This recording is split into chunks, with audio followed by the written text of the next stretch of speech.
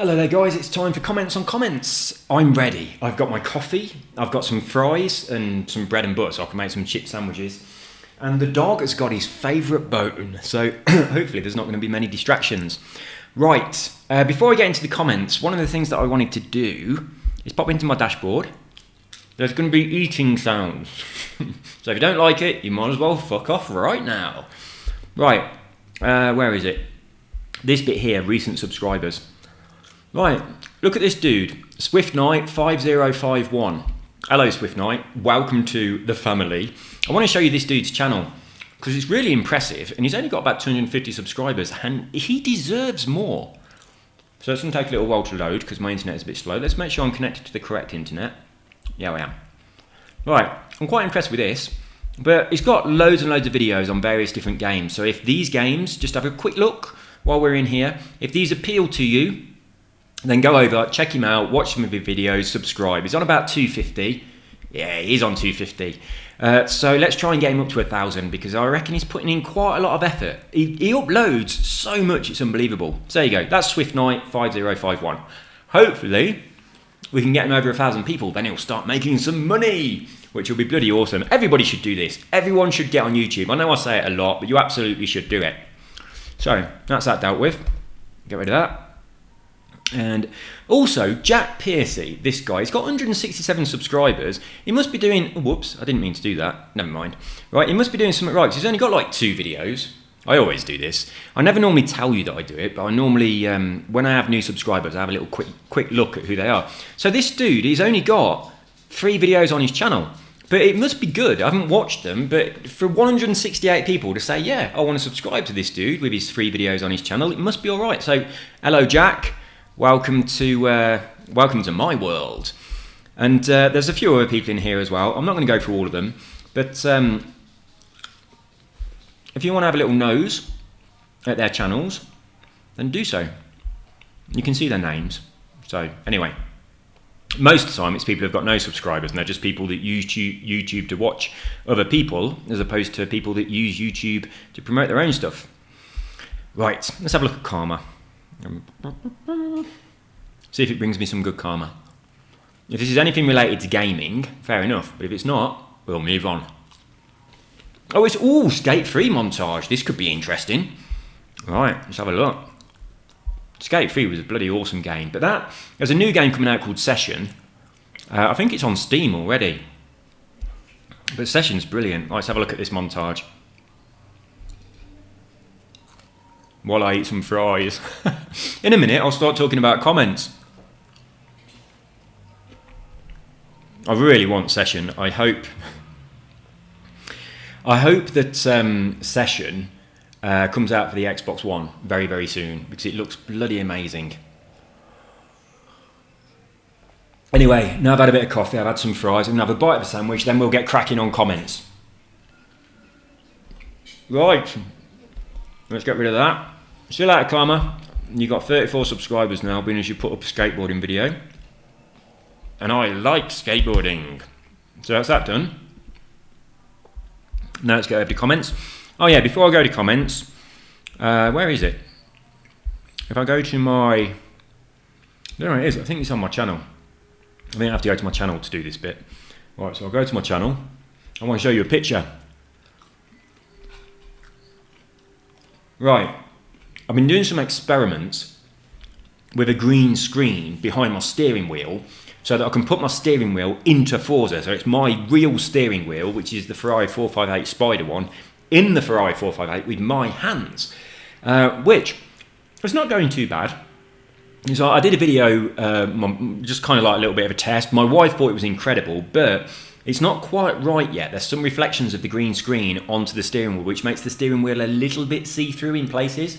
So it needs tweaking. But I've run into a little bit of a problem, which is this. This happened today. Right, that was my green screen, and Filippo has eaten it. So, I only uploaded it a bit ago, and 3 people have liked it. So, people do look in this section. I didn't expect anyone to really look in here, so I didn't expect anyone to see it. But there you go. The dog has eaten the green screen. I have got lots and lots and lots more green cardboard of varying shades and blue cardboard. So it's not really a big problem, but it kept him busy while I was playing gravel, so that's good. Right then, let's get into some comments. Where are they? Comments. I'm going to turn off all the filters because there's a filter thing. Oh, it's not on anyway. All right, lightly spam. Let's have a look at them. Get these out of the way first of all. Quite often there's a genuine comment here. It's nothing to do with spam. Look at this. Laugh out loud. I keep doing motherload, and I was like, why the hell? Blah, blah, blah, blah, blah, blah, blah, blah, blah, blah. Right, that is not a thingy bob. What? Jaded Fet being put into likely spam? That's ridiculous. How is this in likely spam? Because we had this in a conversation. Maybe it's this bit here. There is still the opportunity for you to improve, and I'm glad it's helping you. I'm pretty sure I've maxed out that car. So yeah, these comments were fine. This isn't spam. Can I just sort of like say all Jaded Fed comments are from this point forward approved? Oh shit, I've accidentally clicked on something. I think it was Aramayfor's channel. Yeah, it was. It was Aramayfor's channel. There we go. Right, I'll subscribe to you. You've got 8 subscribers. Right, people, get in here and subscribe to one of the best people in our club. So, there we go. And also the 1 lap challenges are all in here as well. So you can have a crack at those. Although he's not put any in there for a while. There we go. Anyway. Still on likely spam. This is not spam. This is not spam. That's me. Why does it think I'm spam? Jesus. All right, I was spamming the Isle of Man TT a little bit. It's got to be said. I played it quite a lot. It works on my Xbox. That's not spam. That's my birthday. September the 11th is your birthday. Right, Alberto Rodriguez. This doesn't work no more. Unfortunately, they've fixed it. I'll change that on your Xbox. It didn't work for me. It works, but it doesn't work on all games. So some games are wise to it, some are not. Your reflection, it seems you look like Vsauce. Everyone keeps saying that. I don't know who Vsauce is. But that's not spam. The Joker. The game feels so boring now, nothing to do. Right, I agree. That's a year ago. What the fuck's it doing in here? Right, anyway. That's enough of that. Let's get these done. Let's go back into the normal one. So now the beginning of the video. Right. Movies and games. Right, this dude's got a channel as well that's worth having a look at. Right. This is another gaming channel. So if you subscribe to my channel, check out some of these people. Oh, actually, you've got over 8,000 subscribers already. You don't need a help. Right, you can bugger off. I want to help the people who have not reached 1,000 yet, because when you hit 1,000, that is one of the requirements towards getting your channel monetized. So you have to do 1,000 subscribers and you have to get 4,000 hours of watch time over the previous 12 months. So people like that guy I looked at the beginning, he's got 250. Have put loads of effort into putting like dozens and dozens of uploads. Hello, Filippo. No, this is human food. Yours is down there. I gave you that delicious bone. These are fries. You don't like these. So yeah, it's. I think people just need a little bit of a bump to get started sometimes. So I really, really hope that some of you guys check out that dude's channel. Well, a couple of people that I mentioned, check out their channels, because if you like my stuff, you probably like their stuff as well. It's all gaming stuff. I've subscribed.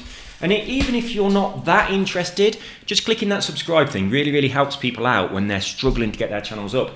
And the rest of you that are not on YouTube, just start what you do anyway, start recording it and chucking it on YouTube, and you never know, it could start making you some money. Even if all that you do is sit at home all day cutting up pieces of soap, you could get millions of viewers. Oh, those videos amuse me. Right, come on then. Movies and games. Do you celebrate Halloween in Colombia? Yes, we do. In fact, I carved a Halloween pumpkin the other day, and I did it, what's his name? Toulouse-Lautrec, Le Chat Noir. That poster. Well, I carved that cat into a pumpkin with the light shining from behind and then like a moon in the background and the cat sitting on a branch of a tree. That was my pumpkin this year as opposed to something traditional. My wife's sister's husband, he carved his first ever pumpkin. So we just did something very traditional, and we had a little bit of a competition where their children decided who were the winner, and their son went with my pumpkin and their daughter went with his pumpkin. So we got one each. So it was a draw. This was our first official pumpkin carving competition. I love carving pumpkins. It's so good. It's like, I like how you can make it a bit thinner and then it becomes a bit brighter. So you can really use that. It's a really good thing to carve. I used to do wood carving and stuff like that. I'm quite artistic, so I do carve things. But I used to do clay sculptures as well. So in Colombia, it's like we seem to be following North America as far as Halloween goes. So a few years ago, it wasn't really such a thing here, but now they're really, really embracing it. I mean, I went to the mall on Halloween in the day, and everybody in the mall was in fancy dress. Like, not the staff, but just all the people who had gone to the mall. Everybody was in fancy dress, so they are kind of embracing it in that way. My wife had to go to work in fancy dress, and the people, all of her office were all in fancy dress and everything, so that's good. I quite like it. Halloween is one of my favourite holiday things, and I have, in the past, won quite a few Halloween fancy dress competitions with my Halloween costumes. Normally I go for something that is kind of like horror, because I think you should. I think definitely if you are doing a Halloween costume, it shouldn't be a prostitute or a cat that looks like a bit of a whore. It should be something to do with horror. So yeah, that's what I normally do. Right then, I know Mexico has Day of the Dead. Yeah, my wife was actually in Mexico on Day of the Dead last year. She was there for a business conference thing, but she said it was amazing. And I definitely want to go. We did plan to go this year, but I went to England quite recently, and my wife at the moment is in Orlando. She's gone there for a party. It's her uncle's something birthday, probably 70, I'm not sure though, maybe 60. He looks quite young, maybe 60. So she's gone over to meet him, and they're having like a family party over there. So I'm at home by myself all weekend looking after the puppy. Right. I don't think Halloween is that popular in England as it is in America. Oh, I mean, I've really, really embraced Halloween when I was in England. I used to go to really awesome Halloween parties every year, and I always did trick-or-treat, always, as a kid. And so to me, it's always been a big deal. But yeah, it's not as big as it is in North America at all. It's like in North America, they really go for it, and the entire house is really decorated, and it's brilliant. I really like it. Right. What was that noise? That sounded like a phone alert. Where is my phone? Oh, my phone's upstairs. Right, so there's something going on with my phone. I'm going to eat some of this sandwich while I run upstairs and grab my phone. Filippo, move out from underneath my chair, because the wheels might roll over you. Good boy. Move your tail. There we go. Right, I'll go and get my phone.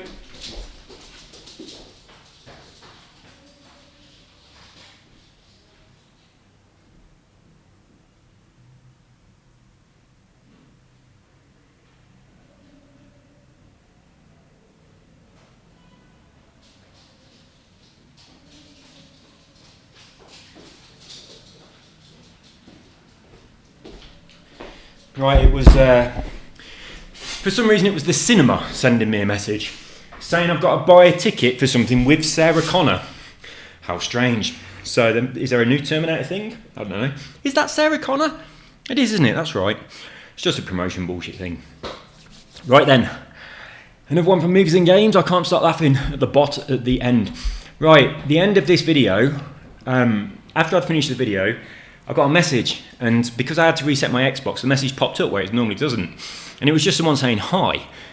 So I said hi back, and then they replied, and it was obviously a bot. So I had a little conversation with the bot, which you might like to have a look at. So is that something that you're interested in? Just skip to the end of the video. I've had this before, and it got me in a lot of trouble with my wife, where a bot was sending me quite flirty messages, and she thought it was some girl I was talking to.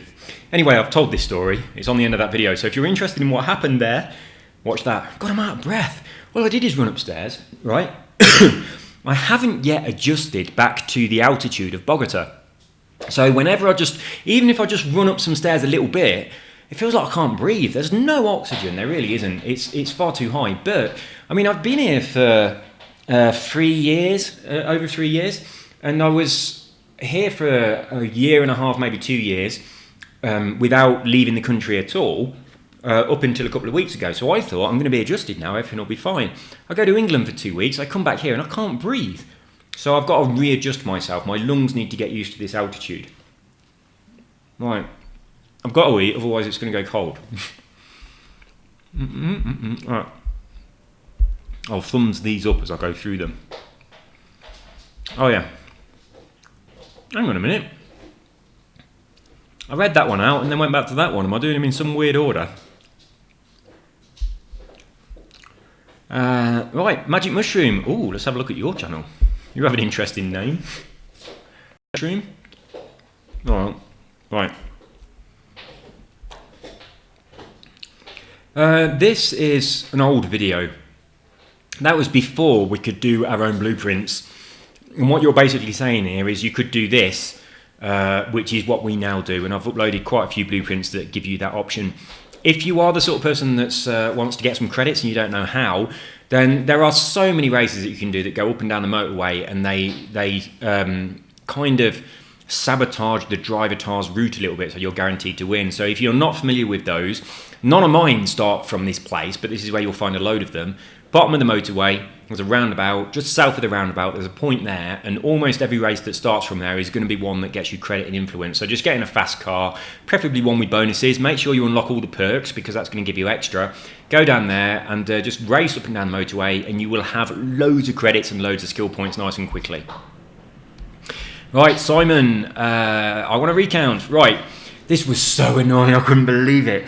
It was my lap on Isle of Man TT. My first sub-20 lap. I can't remember what it was. Was it 1939, I think? That sounds about right. Right, so 19 minutes, 39 seconds. It was my first lap under 20 minutes. My previous one was a 20 minutes and 17 seconds. So that's a big, big improvement. It really is. And the lap was amazing. It was on the CBR 600, the Xavier Dennis one, and it just went really well. And I was super pleased with it, and I thought, oh God, I'm not recording, I should be recording this. And I'll tell you what, that's probably the reason why it did go well, because when I'm not recording, I'm a lot more focused. So my plan was, when I cross over the finish line, I'll replay, and then I'll record the replay. So that was my plan, and I went across the finish line. I didn't realise it was set on 4 laps instead of, it was like a tourist trophy it was set to. I didn't realise that when I started it. I was just going in there to have a bit of a practice. So anyway, that meant that if I wanted to do the replay, I would have to finish all 4 laps. And I couldn't be asked to do that. It takes a long time. So it would have been another hour at least. And so I couldn't do the replay. Simon did suggest that I could do like the thing on the Xbox where you say Xbox record that and it records something from the past. But because I've got them settings set quite high, like the resolution, it records a piddly amount of time, you know, like a minute or 30 seconds or something stupid. And so I don't really use that, and it wouldn't have been suitable for this. But unfortunately, I didn't get it on video. But after this one, I did the next one, and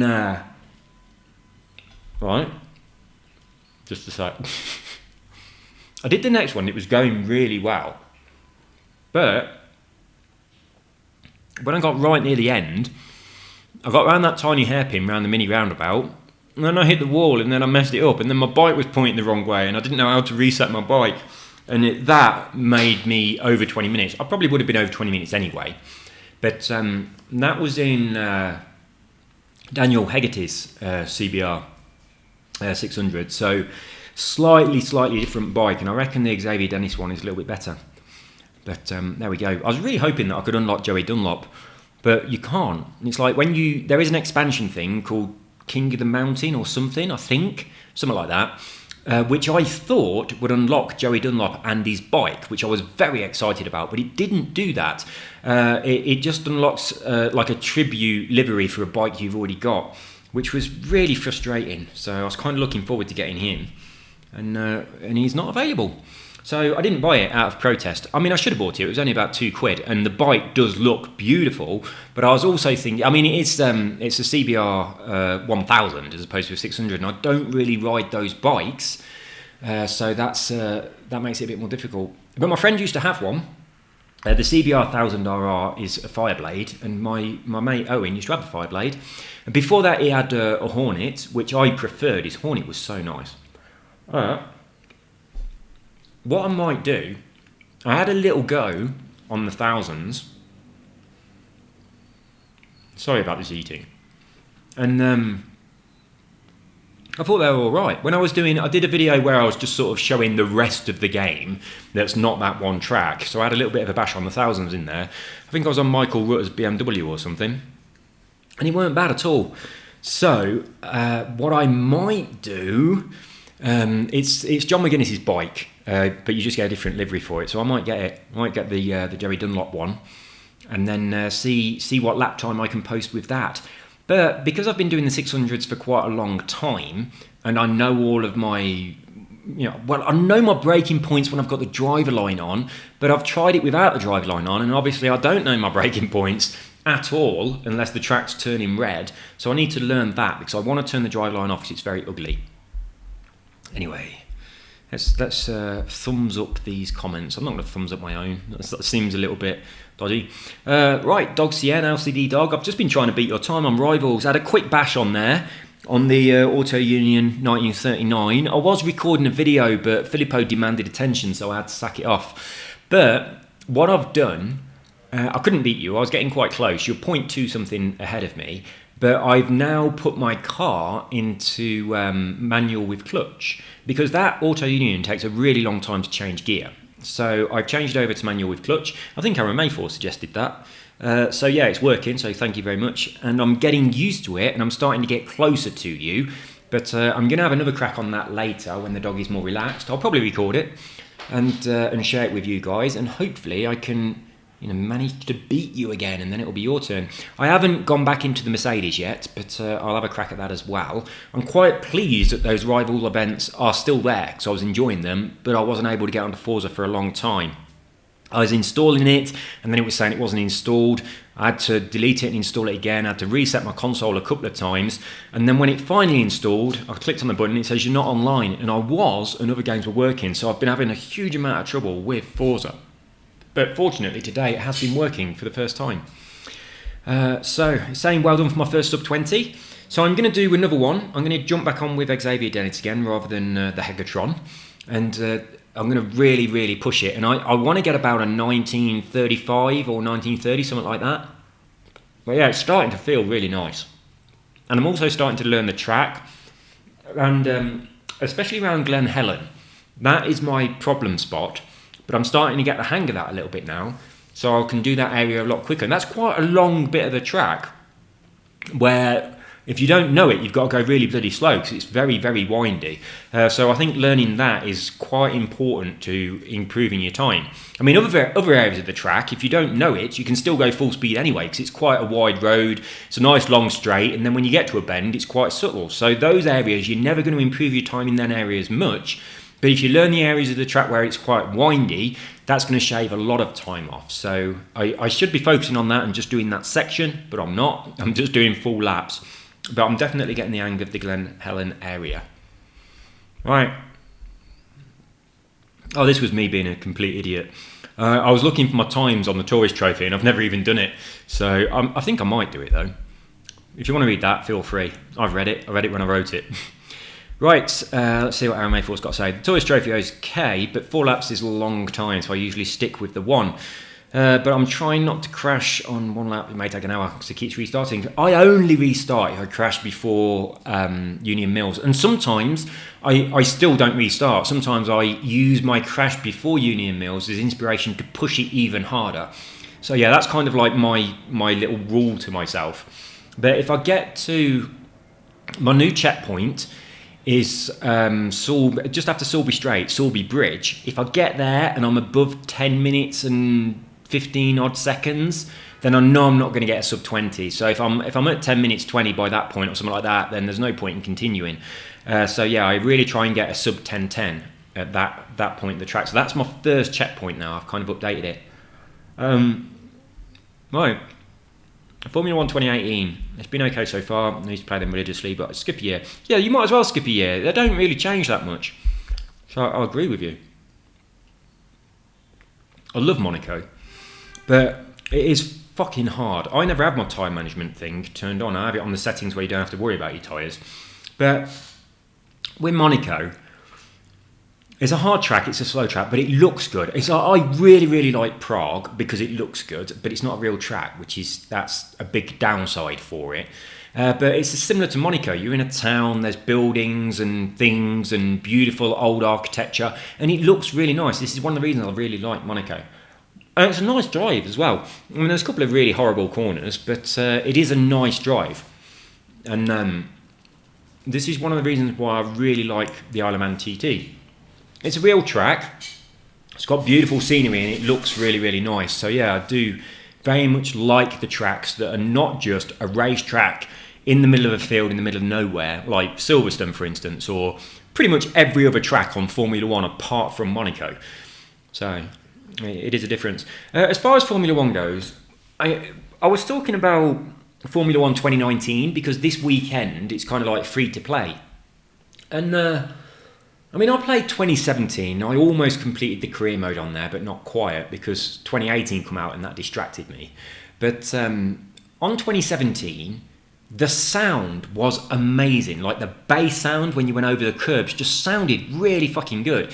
And then when 2018 came out, it's like the sound went down. It wasn't as good as before. So I think from 17 to 18, it kind of dropped a bit. Now, I started the career mode on 2018. I'm not that far through it. I've still got, a huge amount of gameplay left in 2018 that I could continue to do. So I kind of feel like there's no point in buying 2019 yet because I still ain't done 2018. And on top of that as well, all the Formula One games always get added to the Xbox Game Pass. So I'm thinking I might as well just do my career mode on 2018. Once I've finished that, it's probably going to be about time for 2019 to go into Game Pass for free anyway. So there's no point in me buying it, not being ready to play it, and then it going for free. My mate John has bought the Alain Prost and Ayrton Senna one, which I mean I was around his house. Because this is when I was in England and we were playing on it in a steering wheel and we was doing some of the additional things that you get on that limited edition. And it's like, I'm not very good, but there was like, I was having a crack at trying to do this challenge and I was like really, really close for getting gold. And I was thinking, for John and any other player that's not that bad on a driving game, it's too easy for him to get gold on his first run. So he just went through this kind of story challenge mode that was his extra thing for getting, paying the extra for the limited edition one. And he just did it all straight away and got the maximum straight away. And it just seemed like, well, that's your extra money's gone then. That's that bit of the game finished. It just seemed too easy. So yeah, I thought that was a little bit of a shame. Now, in Formula 1 2019, I was playing it this morning or yesterday, I think. Can't remember. It might have been yesterday. But when you very first start the game, it's a little bit of a story and you've got like a rival and that kind of stuff. So the very first track, you're on Catalonia and you're in like third place or something. And it says, you got a problem with your engine. Let your teammate go past. Now, as soon as the game started and I got control, I overtook the person in front of me and my teammate were 2 people back. And I thought, what do you mean let him pass? He's nowhere fucking near me. So I carried on driving. Now, they kept saying on my radio, right, we're going to ask you again, you've got to let your teammate pass, otherwise we're not going to get points. And they were moaning about it. And by this time, I was in first position, obviously going to win the race. And I was thinking, this is fucking stupid. I'm leading the pack. No one is anywhere near me, and my teammate is fucking miles away. I'm not going to drop down into fourth so he can possibly get third or second. That's insane. So we ended up finishing with me in first position by quite some distance, and then my teammate was either second or third, I can't remember. But it just seemed a bit silly that they're trying to add this story element into it, but it's so inflexible that if you go ahead and win the race, I mean, I know Catalonia really well. That is the track I know better than any other in any racing game. That one and Prague. I know my braking distances and everything on those 2 tracks. But I don't know any others. But yeah, it's like I won very, very easily. And they're still saying, we're going to ask you one more time. You've got to let your teammate pass. I was like, I can't even fucking see my teammate. He's long gone. If I'm going to let him pass, I'm going to have to pull over and have a cigarette or something. It was stupid. But yeah, they really, if they want to give you some sort of story mode and all that kind of thing and decisions to make, then they need to update what they're saying on the radio that reflects what's actually happening in the race. So anyway, I didn't continue, but I do know that after you've done that, there's a little bit of a cutscene where they're talking about it and everything, and your rivals in the paddocks, is that right, or is that just horses? I think that's right, yeah. Anyway, in the pits. So yeah, I didn't go through that little bit. I just did that first race, and I thought that's not that realistic, and it just that tiny little thing put me off a little bit. But I've got to say, I did like the graphics. I like the way the sun was shining on the track and everything. Everything looked nice. I love it when the tarmac shines a little bit in games. So yeah, it was nice. Holy moly, this is so good. Right, Benjamin Bond is very impressed with the ability to do a 12-minute race and get some credits and influence. Have a look at some of the other ones. They're a lot better. That's a really old video. Right, another one from Simon. You can do it, mate. Crack on through before the next one comes out. Crack on, though, not crack on through. Crack on through to the other side. I've got Riders of the Storm going through my head now. Right, let's get some more of these things to load. Why aren't they loading? Give me more comments. Give me more comments. Why aren't they bloody loading? Oh, there they go. There used to be a thing at the bottom that you'd click and it'd load more. Now you have to scroll down for it to load more. Yeah, I have done it. I have now done it. So yeah, I've now got a sub 20 minutes, and I really think that because I'm getting a bit of a hang of the track and the handling of the bikes and everything, a bit more experience, I think that I'm going to consistently be on sub 20 minutes. I'm probably going to be consistently around 1940 or something, but not quite yet. Well, maybe about 1950, because that was a good lap on 1939. It feels good. But I'll tell you what, I do think I'm going to buy that Joey Dunlop livery for John McGuinness's bike, and have a crack on the thousands. It's only like £2.50 or something, and I have got a lot of pleasure out of this game. I really have. I think it's fucking amazing. It's definitely my favourite game at the moment, and I'm so much looking forward to the second one. But I don't know when the second one is due, but I really hope that it doesn't come out until after the next generation of consoles. So I'm hoping that it takes advantage of all that extra processing power. It'd be so good. And another one as well, which I'm looking forward to. I don't know if they're intending to do this or not, but that Gravel that I've been playing, it's a really enjoyable game to play, but it seems like it just didn't have a very big budget when they made it. The graphics are a bit shit. The water looks fucking terrible. There are some things in the game that are terrible and just need removing, like that thing where you have to smash those barriers. It's horrific. That's the worst thing ever in any driving game.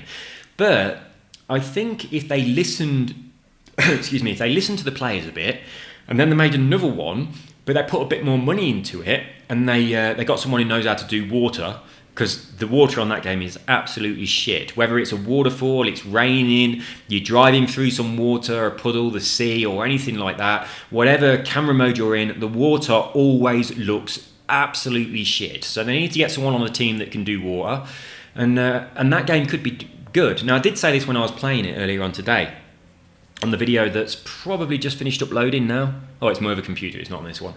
But the game has got one thing right, and it's the most important thing. It feels good to play. Now, the little tiny tracks where you're in some stadium and you're just turning all the time, there's too many cars and you're bashing into everything, they're a bit shit. And the smash-up things are diabolical. But the normal races, it feels nice. There's the right amount of slide on the cars. It feels lovely when you handbrake into a corner and you drift your way around. It feels really nice. It's just the right amount of arcadey, it's more arcadey than Sim, but it's the right combination for it to feel a lot of fun. It proper feels fun to play, but the graphics are a bit shit, and it's got a few other problems as well. So I think if they had a bit more money, a bit more time in development, and they did a Gravel 2, I reckon it could be a really fucking good game, because getting the bit right where it feels good to play is important. Now, this is my gripe with all of the WRC games. Right, I said this to John as well, and he says to me, God, I'm glad you said that, because I thought it was just me. Right, we were talking about the rally games, like Dirt Rally and stuff, and we mentioned WRC, and I said, I can't stand them games, it's just too fucking difficult. It's like you're either hitting a massive rock or you're falling off the cliff, like, all the fucking time. And John was like, God, yeah, I thought I was just a shit driver, but you're right. Now, John is a really bloody good driver, but he doesn't really drive rally games. He focuses on Formula 1. So he's been having a crack on the rally games, and he finds it really hard. Now, so do I. They're really fucking hard. But the graphics on the WRC games are really impressive, right? The water looks really good. The scenery looks good. They've got all of that stuff right, but the game's not fun to play. They've got the most important thing wrong. It's not fun unless you're, like an esports type super sim racer that's fucking amazing and probably drives rally cars professionally for a living anyway. Now, I think that you could fix all rally games, right, by doing this. And I know this wouldn't be particularly easy to do, but you know how you have like a difficulty setting and you can turn your difficulty down, and that means that the other cars will go slower, so you've got a better chance of coming first, right? That's the way car racing games difficulty works. And you also have the ability to change things on your own car to make it more realistic, right? So at the moment, those are the two things that we can do on driving games to make them easier. I think that rally games need something extra. They need a different difficulty slider. And what this would do is it'd make the road a little bit wider. So you have it on normal, which will be a realistic representation of that track in real life. And you can turn it down so the game gets easier, and all it does is makes the road a little bit wider, so it just pushes the sides out a little bit. So that means the cliff that you're going to fall off, it ain't quite so close to your car, so you can go a little bit faster without shitting your pants every time you go around a corner. The cliff that's the other side of you, where all the massive boulders are that you crash into because you don't want to fall off the other side, they're not right in your face. Like a little bit more room to breathe. Now imagine if that was on the game. Now I know I've been thinking about this quite a lot. It's not as easy as just moving them aside because the track is windy. But it could be done. It's like you just have to kind of push all of the scenery away from the road a little bit. Now if the road has got a tight hairpin, so you haven't got the ability to shove it away on the inside, you just have to shove the outside out a little bit more and make the road wider that way. I reckon if WRC games had a controller, like a slider, that you could move and it would make the road wider, their games would be so much more fun. They'd be so much more playable to the people that are not just absolute fucking rally champions. I think that would be such a good idea. I reckon it would absolutely save that sort of franchise. Because, WRC, it doesn't do very well. Last year it didn't do very well. It doesn't get very good reviews. This one is doing a lot better. This one's got better reviews. People are saying it's a lot more fun to play. It looks fucking amazing. It really does. The graphics look spectacular. But it's still, in my opinion, not really accessible for someone who hasn't got quite a high level of skill. If you're not really good at racing games, then WRC it's a little bit off limits for you because it's too difficult. But I really think if they could widen the road a little bit and give the option to say, yeah, I want to go on difficulty setting, wide number 2. Say if they just had, even just one option where it was like wide road or normal road. It wouldn't be that hard to do. They've made the tracks. They've already done all that. All they've got to do is get back into the track maker thing and just push the walls back a little bit. That's it. That's all they've got to do. And then they've got all of the original tracks and then all of the wide versions of the tracks. And people like me that would love to play a rally game. I loved... which one was it? Was it Dirt 4, something like that? Dirt 1, 2, 3 or 4. They were all really good. I really liked them. Though, I think Dirt 2 was one of the first games where I started switching over to cockpit view. And you got the rain on your screen, it looked amazing, and you had on your rear view mirror you could have like a little keyring that hung on the mirror and it sort of like flapped about. That looked really fucking good. Haven't seen that in a game since then, but it looked amazing. It was so realistic and different, but the game was quite easy to play because the tracks were quite wide. It wasn't a rally game, it was dirt, so it was sort of like an off-roady type thing, but there weren't horrible cliffs right next to you and stuff, but the game was... It was the same sort of terrain that you get in a rally game without the rocks in your face and the cliff just right next to the edge of your wheel. But I really think if the rally games kind of just gave you the option to push the track out a bit, and then once you've done that, and once you've got confidence and you've done it for a while, you could pull it back into what it is realistically like and then play the game properly. Similar to making the pockets a little bit bigger on snooker or something like that. That's what it'd be like. It just makes it a tiny bit easier. So, and more accessible. I think it would completely save that. I'm not saying that they're in danger or anything, but I reckon it just make it more popular. I reckon, normal normal people that haven't got an incredible amount of driving talent would find it a lot of fun. Right. Warning, you get banned for this. I found out the hard way. Right, unfortunately, he didn't reply to my comment, but I was asking what he was trying to do, how he was using it, so other people could avoid whatever it is that he was trying to do by using the system. So he said you got banned for doing the changing of the date thing. I mean, I've done it on only really on Forza. I tried to get early access to the Outer Worlds. It didn't work. I tried to get all the way back to about March on Forza to see if I could get the Capri when it was available in whatever was going on then. It didn't let me do that, but I have used it for various different little things, and it's never caused me a problem. A lot of other people commented on that video saying they've used it for one thing or another, and it didn't cause them problems either. Oh, I forgot my other chip sandwich. It's going to be cold. It is cold. It's horrible. Now, I'm going to go and microwave this. Now, I'll scroll down, and you can pre-read these comments that I'll be commenting on in just a moment. Right, back in a sec. Let me see if my coffee needs it as well. Blah! Right, microwaving coffee and fries. Hello, Filippo.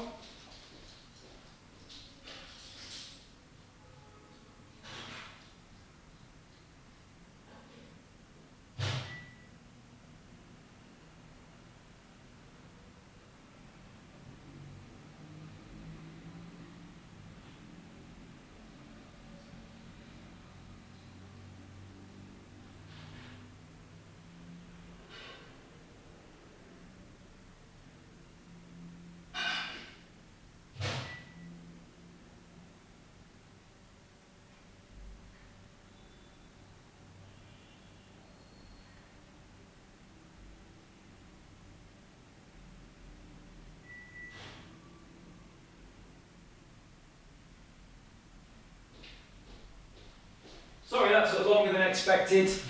Right. My microwave is really quite powerful. It heats things up really, really quickly. You only have to put them in for a second or two. Well, maybe a bit longer than 2 seconds.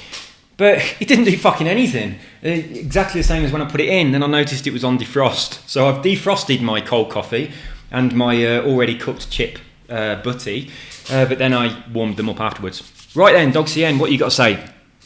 If only you could manage not to fall off your bike, then you'd set a sub 20 easily.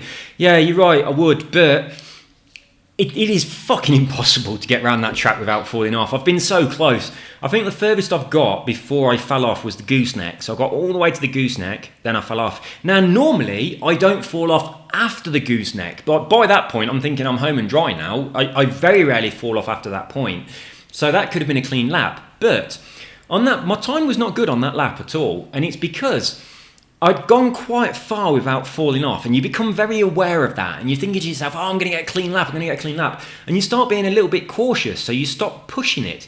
Now, I know I've said this on my videos quite a few times, but I absolutely think that if you push it as hard as you can, but you fall off a couple of times, your overall time is going to be a lot better than if you're a little bit cautious and you don't fall off at all. It just seems that way. It's like the amount of time that you make up by pushing your bike, it's definitely worthwhile. I don't mind falling off, to be honest. I like the game. I like the look of the scenery. You get to have a little bit of a look around when you fall off.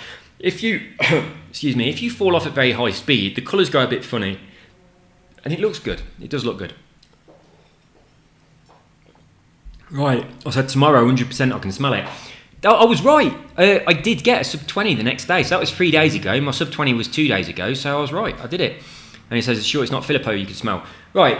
Interestingly, when I read that comment the other day, as I was reading this comment, Filippo was in the bedroom and he cocked his leg up and pissed up the bedroom wall right next to the open patio door that leads out onto the terrace where his actual proper toilet is. Right? He's like, fuck this, I'm not going outside, I'm just going to piss up the wall. So yeah, he was doing a wee up the wall exactly as I read that comment. I was thinking, I can fucking smell him now. Oh, so bad, so bad. But the other day, well, not the other day, it's a couple of weeks ago now, my wife caught him in the, it's like a walk-in closet thing, but my clothes are on the top rack and hers are on the bottom. And he was just stood there in the walk-in closet and he cocked his leg up and pissed on her clothes as they was hanging in the closet, which amused me greatly, but she weren't very happy. Well, it was getting there though, he's kind of learning. Right, as you've probably noticed, Filippo is quite naughty, and he quite often does things that are not that he's not meant to do. Even though he goes to school, he now goes to school 5 days a week. So, excuse me, it should be a good boy, but he's not. Now, the thing is, the vets have told us that he's definitely younger than we think he is. So when we bought him, we were told that he was over 2 months old, and we were told his birthday, the 6th of January, and we were looking for a dog that was quite small. And so the woman in the shop was saying, oh, he's like 2.5 months old, look how small he is for his age, blah, blah, blah, blah, blah. Whereas what really has happened is she sold us a dog that was probably about 1 month old, and it'd been taken away from its mother too early, and that causes all sorts of problems. So he bites too much. Now, when a puppy is kind of like biting its mother, the mother will sort of, keep it in check and say, no, that's too hard, and snap back at it and stuff. And that's how dogs learn that kind of thing. Now, he's not had any of that experience. So there's a lot of stuff that he's doing now that we're finding out is because he's younger than we think he is, and he was taken away from his sort of family, his mother and that, too early. So he never learnt anything. So he's just going to be a naughty boy until he kind of like grows out of this kind of stuff and starts learning the things that we're teaching him.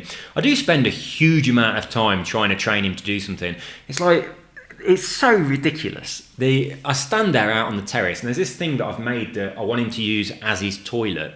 And I give him a treat every time he's out there and make a big fuss of it if he goes to the toilet there. But if I try and make him use it, I'll be there for absolutely fucking ages trying to make him do this. It was so funny the other day. The other day, my wife was out on the terrace and she wanted him to go to the toilet in this specific place.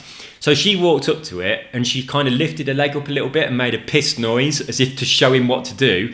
And he just looked at her a little bit weird, and then he walked up to it and he lifted his leg up a little bit as well, exactly like she had. Not like cocking his leg properly, just lifting it up a tiny little bit off the floor next to the same place she's just done it. He didn't do a piss at all, and then he kind of looked at her as if to say, well, what did you want me to do that for? It was so funny. But I've been stood out there with him for ages, trying to encourage him to go to the toilet outside, and then he'll just walk inside and piss on the floor in the house. I'm just like, whoa, why did you do that? So yeah, he's quite naughty, but he's getting there. Anyway, let's move on to John Wilson. Oh, it's you. Right, John. Right, you're the reason that I made that video. I'll tell you what, I used to think exactly the same as what you've said here. Right, Johnny's saying he loves the look of the game, but one track for 20 quid. It's a bit steep, blah, blah, blah. They should have put more tracks in. Right. I put off buying the Isle of Man TT game for a really, really long time. When it was first announced, I was thinking, oh my God, I've got to get this game. It's going to be fucking amazing. And then when it actually hit the shops, I was thinking, well, it's just one track, isn't it? That's like, seems a bit of a rip-off for just one track. But it's not just one track. There's like a career mode. There's several other tracks and stuff. There's not loads of tracks, and the other tracks aren't that amazing. Some of them are quite short. But I did make a video that shows you all the stuff that's in the Isle of Man TT game that isn't just doing that one track. I didn't talk about the sidecars or any of that. That's an expansion. But and also it's really, really hard, the sidecar thing. Really hard. I've tried it. I just end up crashing a lot. It's very difficult. It's just really weirdly difficult as well with the way that you have to control them. But yeah, there is some more to the game. There is quite a funky little career mode where you've got a certain amount of money, you buy a bike, and then you go on these races and you can win money on the race. And if you don't win money, every time there's a race weekend, you're spending money and you can go bankrupt. So there's that element to it. And then you're obviously working your way up to the point where you can do the Tourist Trophy in the 1000cc bikes. That's the kind of objective of the career mode. But it's not bad. And some of the short tracks are really nice. A couple of them are fucking horrible, but most of them are quite nice. But also, they do look really, really good. I love the look of this game. So if you haven't watched it already, check out my video where I'm talking about the other stuff that's in the Isle of Man TT, because it is worth buying. It's absolutely worth buying. But as I say in that video, I think what most people do is exactly what I did, and what possibly John's going to do as well, is the game. You look at the game and you think, I'm not buying that game because it's just one track. And then if you do buy it, you realise there's a career mode and there's quite a few tracks. And you spend 5 minutes in that part of the game, and then you end up just focusing on that one track. So you just end up going around Snaefell and fucking off all the rest of the game because you just become obsessed with trying to improve your time on the legendary Isle of Man TT. I mean, it's like, to me, that is the best race in the world, bar none. And I've been to the Isle of Man when I was little, and my dad did drive us all the way around the track. I can't quite remember it, but this was back in 1982. And when we went over the finish line, there was like this big thing across the road, and I was showing it my dad on YouTube, and he was going, "Oh, this ain't right. It's not like this at the end. It's different." I think to myself, they might have changed it a little bit since 1982, Dad. It's like that's gone now. There's something different there. But yeah, it's just a much more special race, isn't it, than anything else? I mean, the Dakar Rally may be a little bit, or no, not even that. The Isle of Man TT is the race, I think, of all races, all disciplines, all vehicles, anywhere in the world. The Isle of Man TT, that's the one. It really is. And there is something quite romantic about it. There's something quite special about it. It's a really beautiful place, and it's nice. It's like going back in time a little bit when you're there as well. It doesn't. I mean, everything looks a little bit. Maybe I'm biased because it reminds me a bit of my childhood. Maybe because I was there, or maybe because all the houses that you drive by look like estates where you might have grown up. A lot of the game, especially some of the other tracks as opposed to the actual Snaefell one, but some of the ones that are in Ireland and Scotland and stuff, or the ones around England, the houses that you drive past look like the estate where I grew up. So when I drive around those places, it is quite nostalgic. It is. I like it. I like it a lot. Right. Anyway, I like this comment. That's me saying that I was going to do what I've done, and now it's done. Right, I'm April. Right, I did say in my video, in one of my videos, that Daz has got a certain time on this lap and blah, blah, blah, blah, blah. All of that was wrong. It wasn't Daz, it was RMA4.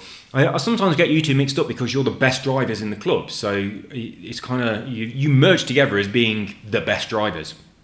So anyway, RMA4's time, an 18:19. Wow. What is that? Is that your time for the Tourist Trophy or what? Are you saying 1 hour 18 and 19? 1 hour 18 minutes 19 seconds? Is that your Tourist Trophy time, or is this kind of like is this gone a bit wrong and your time was 18 minutes and 19 seconds? 18 minutes 19 seconds would be bloody good. I don't know what your lap time is because it doesn't show me. Yeah, for some bizarre reason, I've added you as a friend, but it doesn't show your lap time on that game to me. I don't know why, it's a bit weird. But also, and I did mention this on my video, when I look at your profile, it says RMA4 hasn't played any games yet, which is obviously not right. So there's some setting somewhere that's messing it up.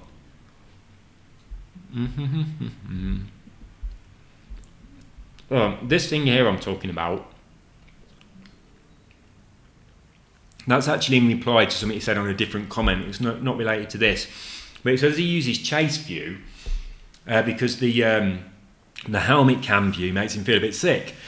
Now, all first-person games used to make me feel really sick. After about 5 or 10 minutes, I just feel really nauseous. But I've noticed while I've been playing the Outer Worlds that that's not happening anymore. And I think it's because, I mean, this worked for me. It doesn't work for RMA4, but it works for me. But it might work for you if you have the same problem. It's like games like Mirror's Edge and, Cyberpunk 2077 when that comes out, where you have no option but to be in first person. Normally I can't do that. That's a deal breaker for me. But normally I'm sitting on the sofa at the back of the room. And obviously your field of vision isn't quite right with being in first person on the game. So what I do with driving games, in order to get my field of view right, I sit right in front of the television so I'm in the right place on my bike or in my car. Now, whilst also sitting on that same chair, I've started playing the Outer Worlds, which is first person only, and it doesn't feel like it would normally feel to me. It feels all right. So I'm not feeling sick, I'm not feeling claustrophobic or anything. It feels all right. I'm not having any trouble at all with the game.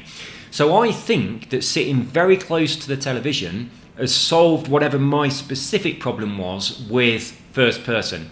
And I mean, I've never really had that issue with cockpit view on racing games. It's just first person, like shooters and stuff, really. But I'm incredibly pleased that I've discovered that happens. because I was gutted that when they announced that Cyberpunk 2077 was only going to be in first person, I was like, well, I'm not going to fucking buy it then, because I can't hack it. It's horrible. I still think it's an absolutely horrific decision of any game maker to put a game only in first person option. I mean, they did try and defend it by saying there's things that you got to do that are so intricate you need to be looking at it. It's like bollocks. It's like when we get to that stuff, change the camera into first person. It's like at the moment it's all first person, and suddenly change to third person if we're in a lift or something.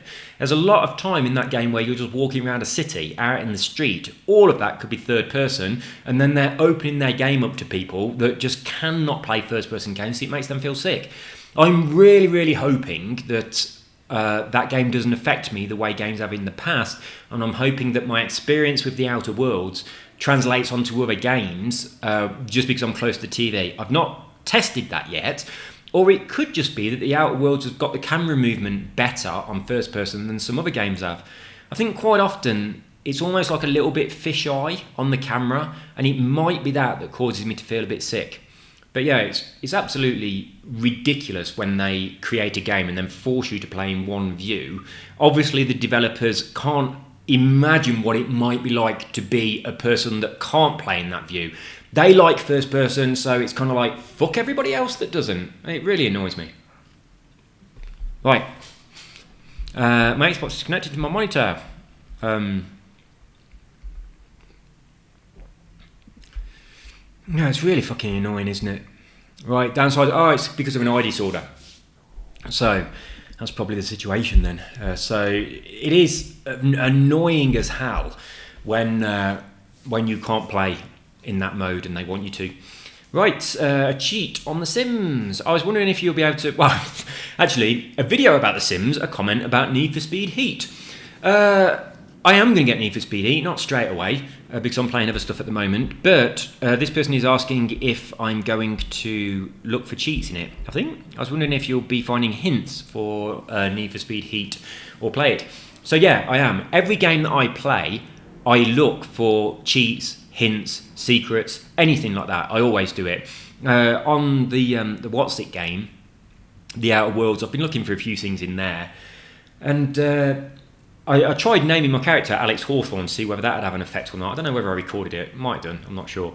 But I always look for cheats or exploits. One of the things that I used to do quite a lot, but it just never ever worked, so I don't bother anymore, I used to look through the credits of the game, and then I'd name my character people from the credits to see whether that would do anything. I think it did on some really, really old games, but then it didn't do anything for such a long time, and it's such a pain in the arse to actually do it that I sacked it off. But I always look for something. I spend a lot of time doing things that I think might cause something secret in the game. I mean, it's when I got Forza Horizon, right at the beginning, there's people on motorbikes. So as soon as I realised you can get motorbike clothes, I was trying to get all the motorbike clothes. Well, I say trying, it's just pot luck, isn't it, on a wheel spin. I wanted all the motorbike clothes because I thought possibly when you get all the motorbike clothes, it's going to unlock the ability to ride a motorbike. It doesn't. That's the way my brain works. I always think that every single game is going to have loads of little Easter eggs hidden in it, and it's my responsibility to find them by doing things that they don't expect us to do. So I'm not just talking about hacks and glitches, I'm talking about a thing that they've intentionally put there that you would unlock if you do something like call your character Alex Hawthorne in The Outer Worlds. That might unlock some extra dialogue with the computer on the ship because they want you to be Alex Hawthorne and you have to be that. So that's what I did. I named myself Alex Hawthorne, went to the ship, and it spoke to me exactly the same as it did before. So obviously that wasn't incorporated into the game. But I look for those kind of things. I also look for actual exploits, something that I can do that wasn't intended, where I can, manipulate the game in some way to give me something it's not supposed to give me. Now, with The Outer Worlds, I've stumbled into one of those already, and I think everybody would stumble into this. It's not hard to find. When you teleport back to your ship on supernova mode, and then you load up your autosave, your autosave is exactly where you just was. So you're about to enter a battle, and you think I might die here, and obviously you're not allowed to save on supernova mode. So just before you go into the battle, you teleport to your ship, you load up your autosave, then you go into the battle, and if you get killed, you just load your autosave again, and you're right before the battle. To be honest, it's kind of ruined supernova mode a little bit for me, realising that you can do that, because now I might as well just be allowed to save anywhere. It's just the saving process takes a bit longer than it normally would. You know what I mean? So it seems a bit silly that they've turned off the ability to save, but you can do this little workaround to save that takes you a little bit longer. Just let us save anyway. I imagine they'll realise that they've done that, because, I mean, you stumble into it by mistake just because you think, oh, I'm going to teleport to my ship. And then you've got an autosave that you didn't realise you had, and then you load your autosave, and you think, what the fuck am I doing here? And then you think, hang on a minute, this is where I teleported from. And then you test it and it works. So that's kind of how I stumbled into it. So I imagine most people will have stumbled into it anyway, but I assume a future update is going to stop that. So you'll teleport to your ship and there'll be no autosave whatsoever, or the autosave will be at your ship, so there's going to be no benefit to it because you're fucking miles away from wherever your battle was. So anyway, it's sandwich time because my chips have gone cold again. Right. There is another thing you can do as well on Outer Worlds. I was going to make a video on it, but I've not done it yet. But I also didn't make the video because I don't think people need it. But anyway, what it is, it's very easy to set up your character and get your allegiance to a faction quite high, to the point where you get a really good discount when you're buying stuff. There's a couple of perks that help you do it. Your companion as well can help you do it, especially if you've got your leadership skills quite high. So you can just buy stuff from merchants and traders and vendors, and just buy stuff quite cheap. And then you can just break it all down. And if you've got the mod as well, where you get a 20% chance, the perk where you get a 20% chance of getting a mod when you break down your weapons, what you break all that stuff down into, when you sell it back to the trader, you end up getting more money than you spent buying the stuff anyway. So it's kind of a way that you can get infinite money if you just keep on doing that. But it's like, you don't really need to do it, right? Whether you're on supernova mode or normal or whatever, the game just gives you loads and loads of stuff all the time. There's marauders fucking everywhere, and there's also loads of dead ones on the floor, like all the time, and you can just loot them. There's so much loot in that game that, I mean, you just loot everything, and then you sell all the stuff that you've looted, and you really don't run out of money. You don't need money. There's not a great deal of stuff you can spend your money on anyway. So I don't think that it's necessary to kind of cheat. Well, it's not really a cheat. It's just exploiting your discount, basically. You're exploiting the fact that you get a really good discount, and then you're also exploiting the fact that when you break weapons down, sometimes you get mods that are worth quite a bit of money. And then when you sell all that shit back to a vendor, you're going to end up with more money. It's a bit boring to keep doing it over and over and over again, but if you did do that, you're going to have, unlimited bits. Bits is the money in the Outer Worlds, and you just make a load of bits, buy a load more stuff, and then do it again, and buy a load more stuff, and then do it again, and do it again, and do it again. So you can make as much money as you want if you've got the patience to just keep doing it, but you're just not going to need it. You're really not going to need it. There's not enough stuff that you can buy, and it's quite easy to make money anyway because there's so much shit all over the place.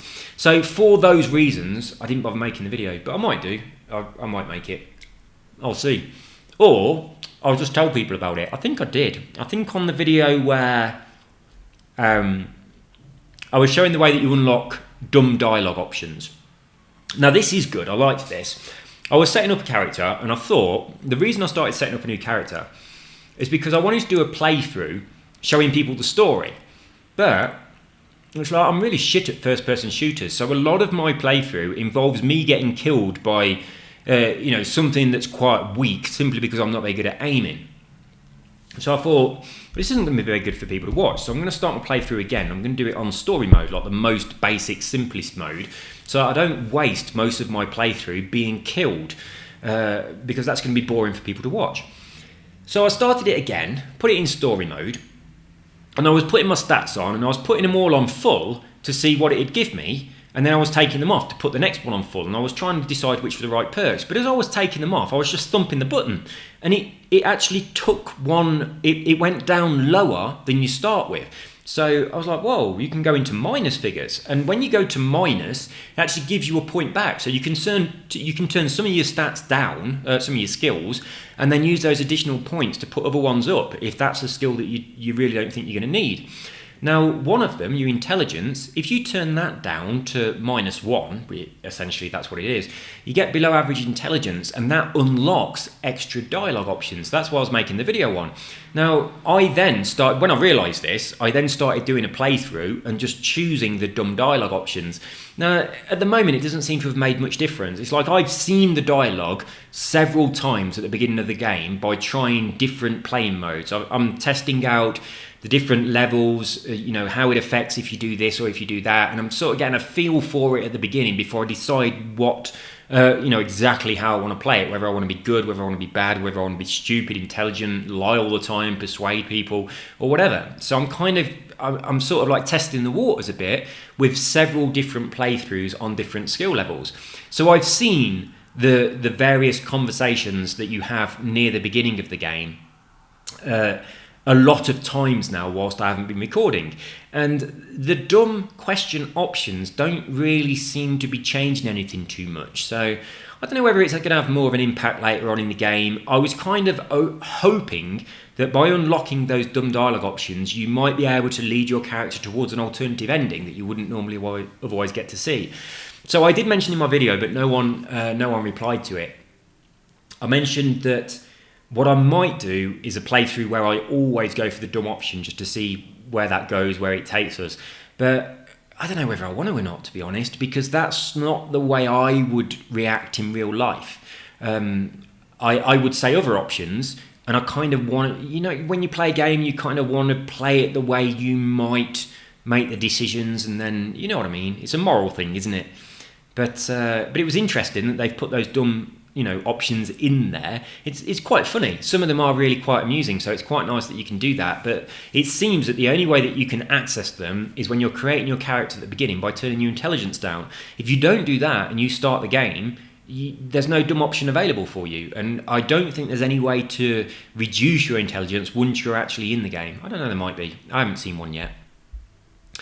Right, let's move on.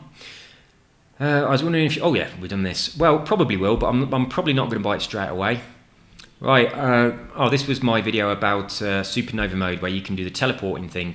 Also, another little tip that's in that video is to do with one of the skills that enables you, when you're in like bullet time, like the slowdown mode, they call it TTD, which is very fucking hard to say. That slows everything down so that you can shoot people much more easily and aim for their weak spots, which is either going to be their head, or if they're a robot, they have like a little glowing bit on their belly that you can shoot, and it only takes about 2 hits to kill them when you shoot them there. But if you unlock this skill, which you can get really fucking early in the game, it enables you to cripple certain areas of the body when you're in this slow-mo mode. So if you shoot them in the leg, you're going to cripple them. If you shoot them in the head, you're going to blind them. Now, when you're playing on Supernova mode and you've got like a fucking bunch of marauders running at you, if you just put it into slow-mo mode and you just put one bullet into each of their heads as they're running towards you, it blinds them all, and then it's much, much easier to kill them because they can't shoot you. I mean, they're kind of shooting blind, obviously, and it makes it much easier. So that's what that video is about. It's about that teleport trick, which I've told you already, and it's also about unlocking that ability, that perk, so that you can blind people. It's so fucking useful. Now, that's not anything special, it's just one of the perks, but it's very easy for you to miss it if you go for some other perks. Right, so Binary God is saying that Supernova is just hard difficulty with some, in my opinion, poorly balanced survival and save changes. I agree with you, it's really not that exciting, is it? Supernova mode is a little bit shit. On a side note, I see a lot said about needing hard or Supernova for PRG mechanics. Right, I don't know what PRG means. To feel worth it.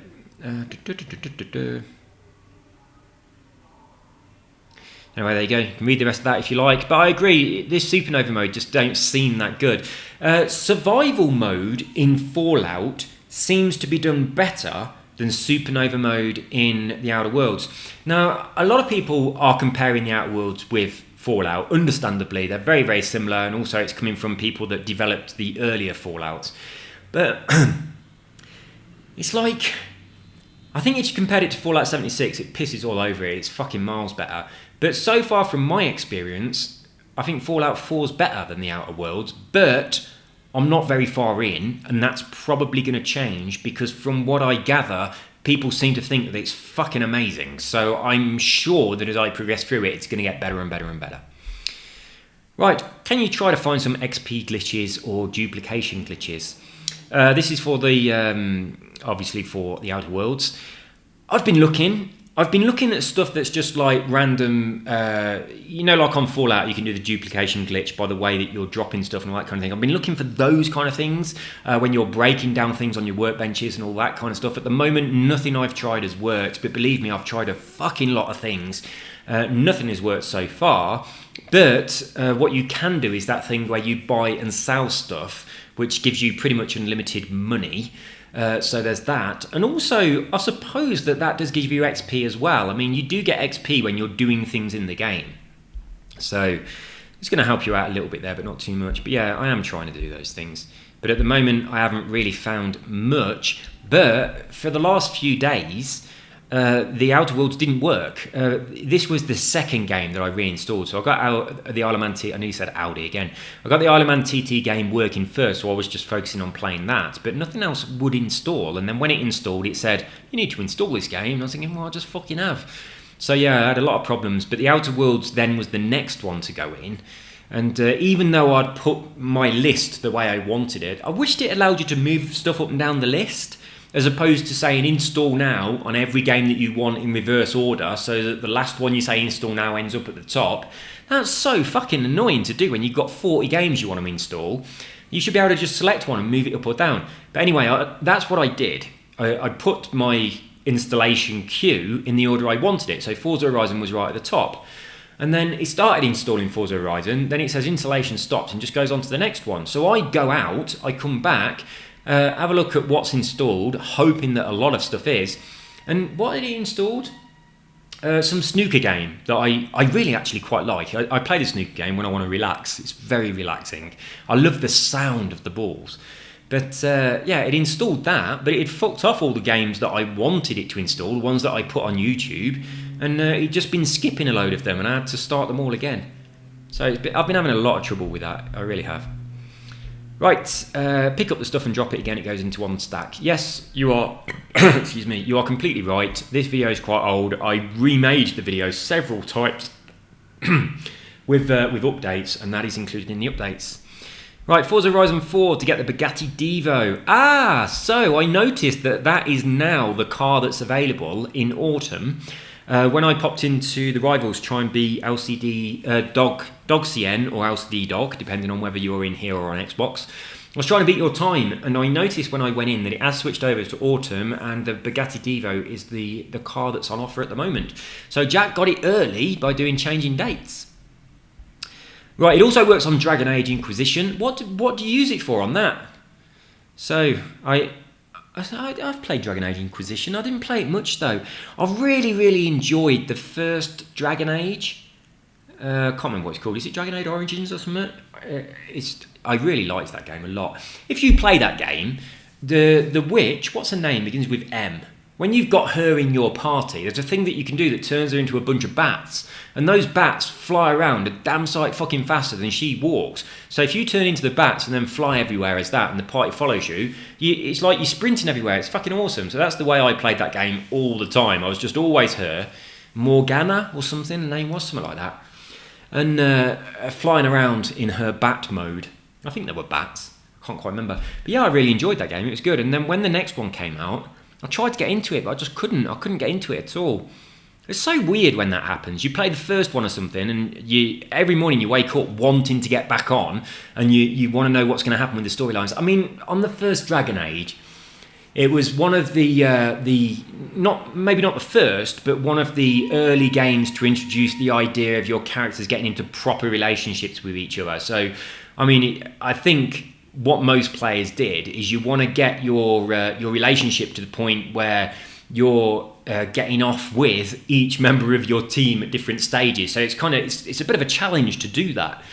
So yeah, I thought that element of the game added something new that we don't really see in games very often. I thought it was pretty good. I liked it. It's a lot more realistic as well, because if you were actually in that situation, that kind of stuff would happen. So I really liked the first one, but couldn't really get into the second one, the Dragon Age Inquisition. Couldn't really get into that one much.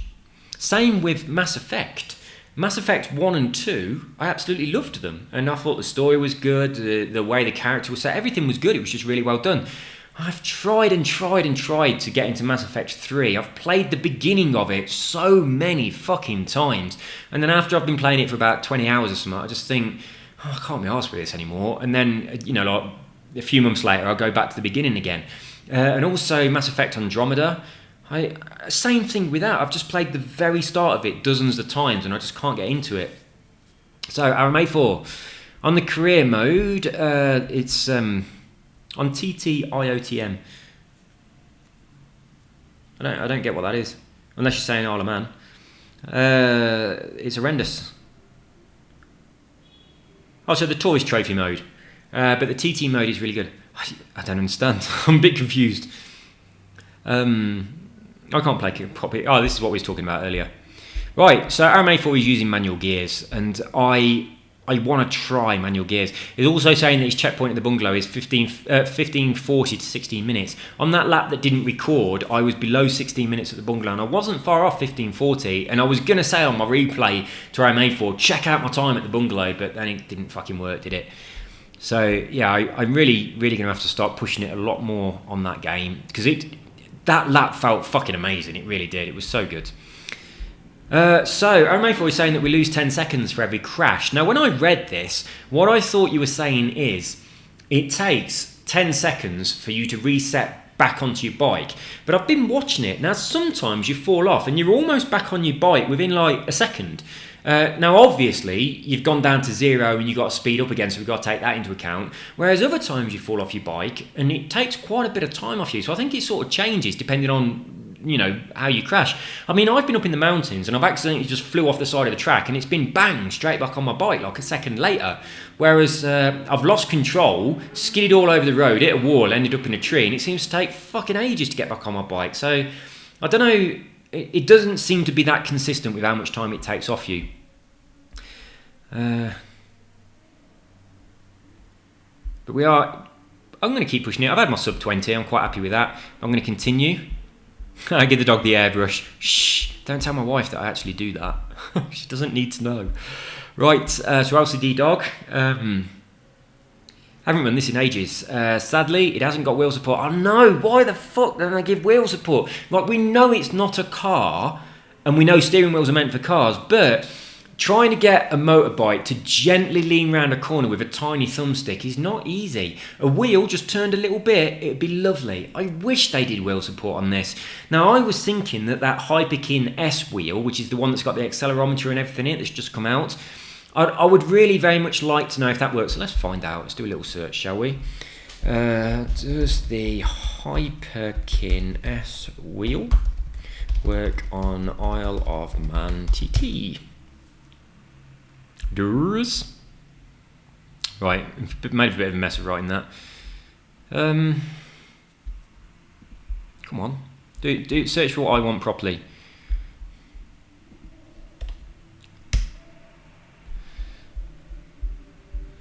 Racing wheel, Isle of Man TT discussions. Oh, I got Logitech G27.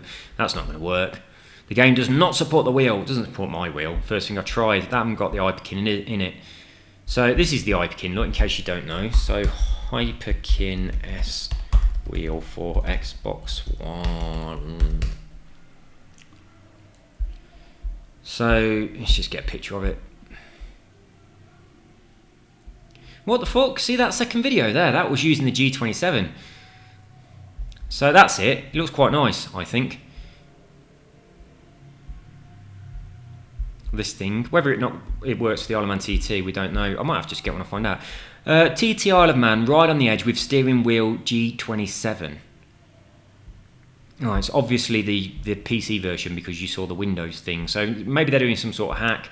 So if you want to, I mean, it's definitely possible then if that person's done it. I imagine you can map your wheel to your controller and do some fiddling around and then it'd work. I imagine it's possible to get it to work. But I just want it to work out the box. It's so annoying that they don't support it. It would be much, much better. It really would. Right, I don't play it much, but it's really good, and the Isle is the craziest track in the world.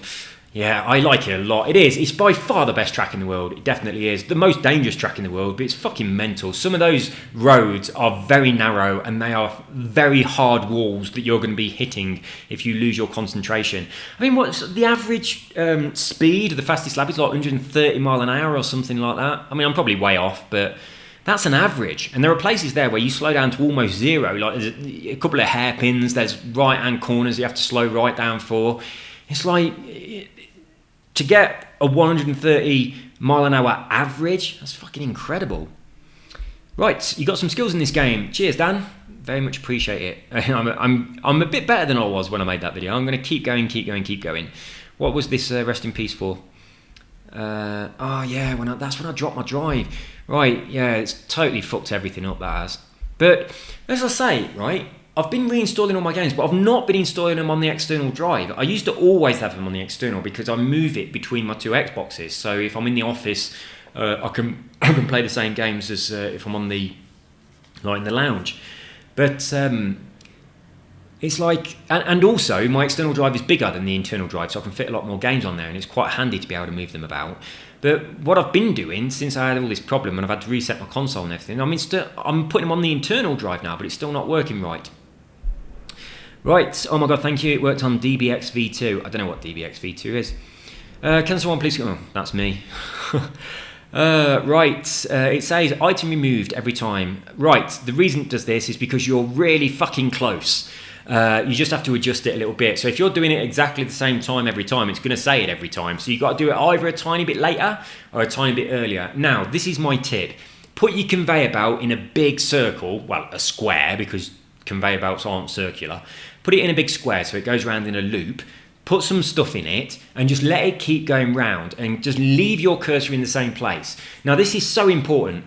Don't look at the item going into the conveyor and pick it up judging on where it is in relation to the shadow that's on the conveyor, because that changes depending on where the sun is. What you want to do is have your cursor hovering over where it's going to go underneath you, and when it goes underneath your cursor, it will come up on the screen saying whatever it is that's passing underneath the cursor. So when that pops up on the screen, leave it for a split second, then pick it up. Now, if you end up with one, but there isn't one in the conveyor, you were too early. If there's one in the conveyor but you don't get one, you were too late. And if it says item removed, you were really fucking close.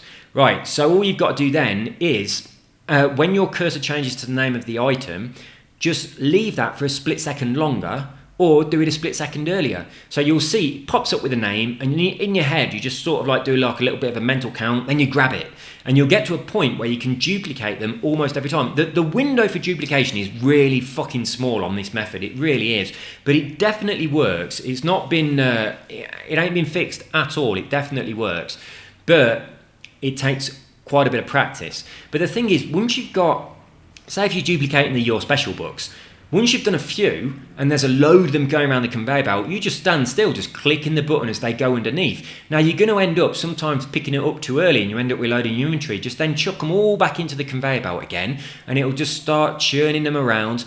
Now obviously when you first start you've only got one of those books, so if you want to duplicate something else, maybe some armour or a weapon or whatever, just chuck all the stuff in that you want to duplicate so that you've got a steady stream of stuff going round and you get into a bit of a rhythm, and then after a while you'll realise that the book that you try and duplicate, which is I think where most people do this on the special book, you'll end up with quite a few of them. Then you can get rid of all the other shit that's in your conveyor and you'll just have a continuous loop of them going round. But yeah, it does take a little bit of practice, but it's a small window, but that's the way to find it. The way to find it is just to watch your cursor. Ignore the conveyor belt, ignore the item, look at your cursor. As soon as it changes over to the name of the item, leave it a split second, pick it up. And as I say, you know whether you've got to do it a bit later or a bit earlier, depending on whether you get it and the conveyor doesn't, or the conveyor gets it and you don't, or if you both get one, you've done it perfect. You know, then you've got your duplication.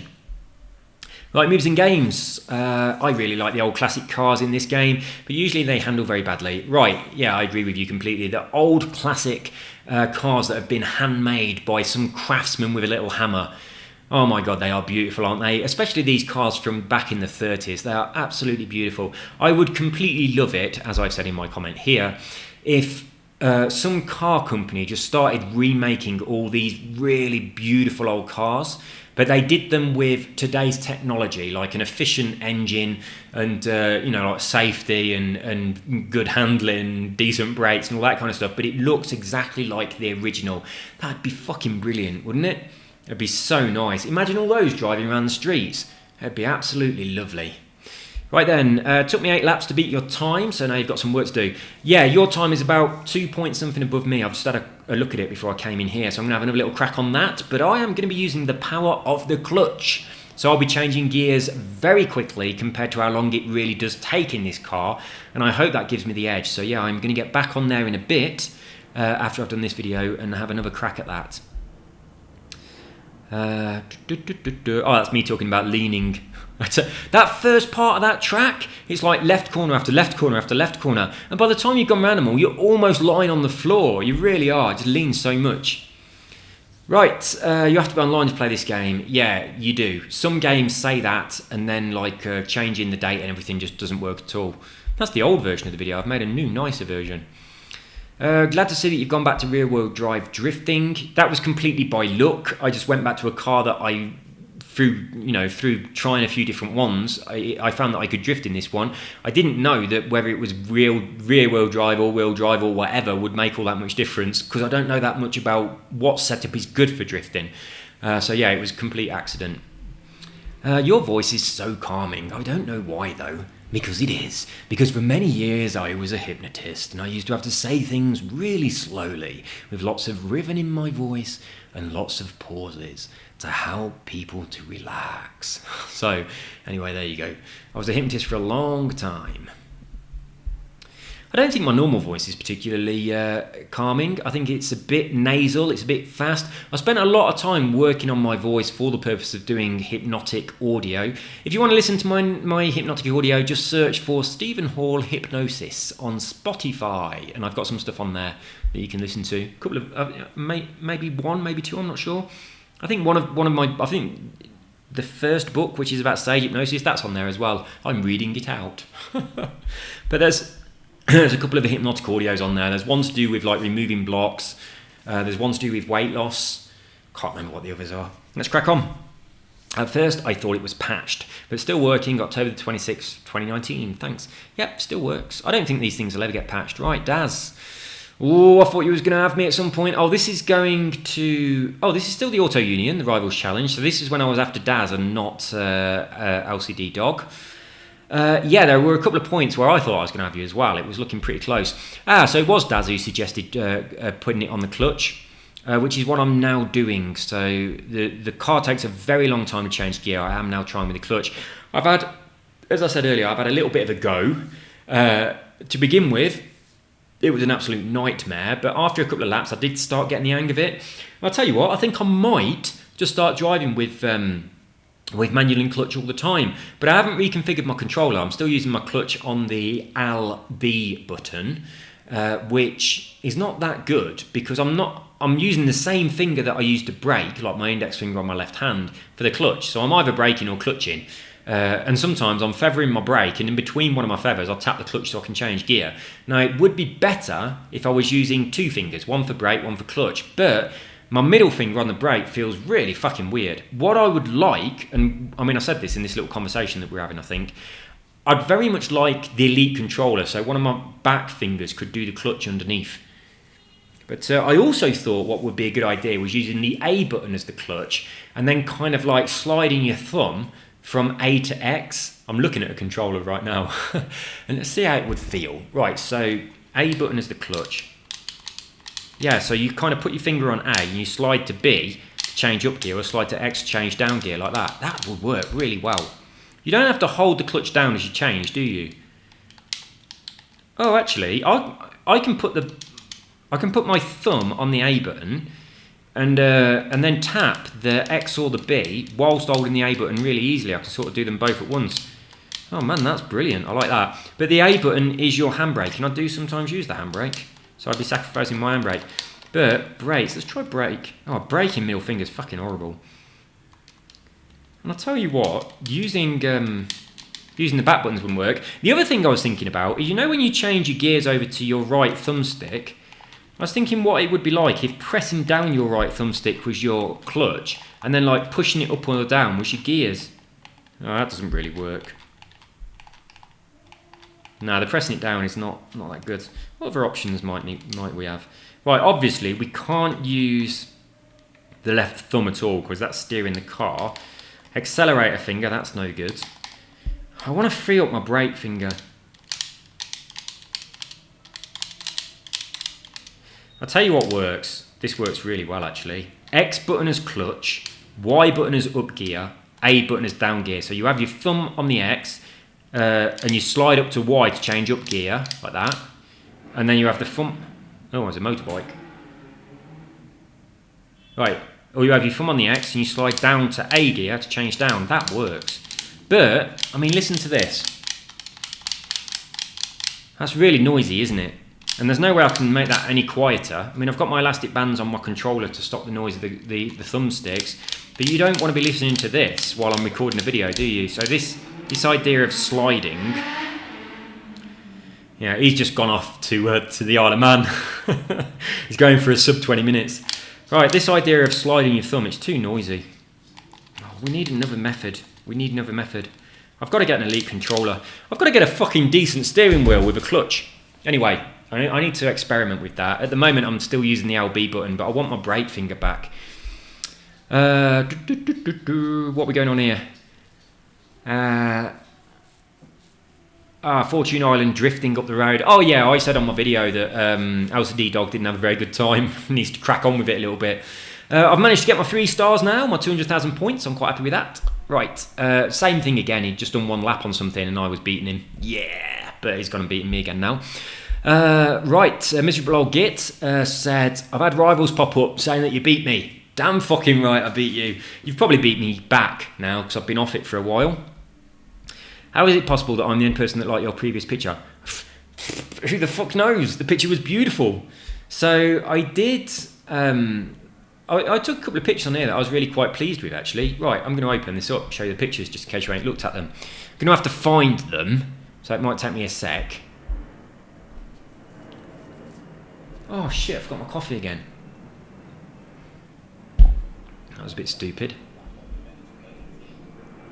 Why the fuck did that go down there? I didn't scroll down.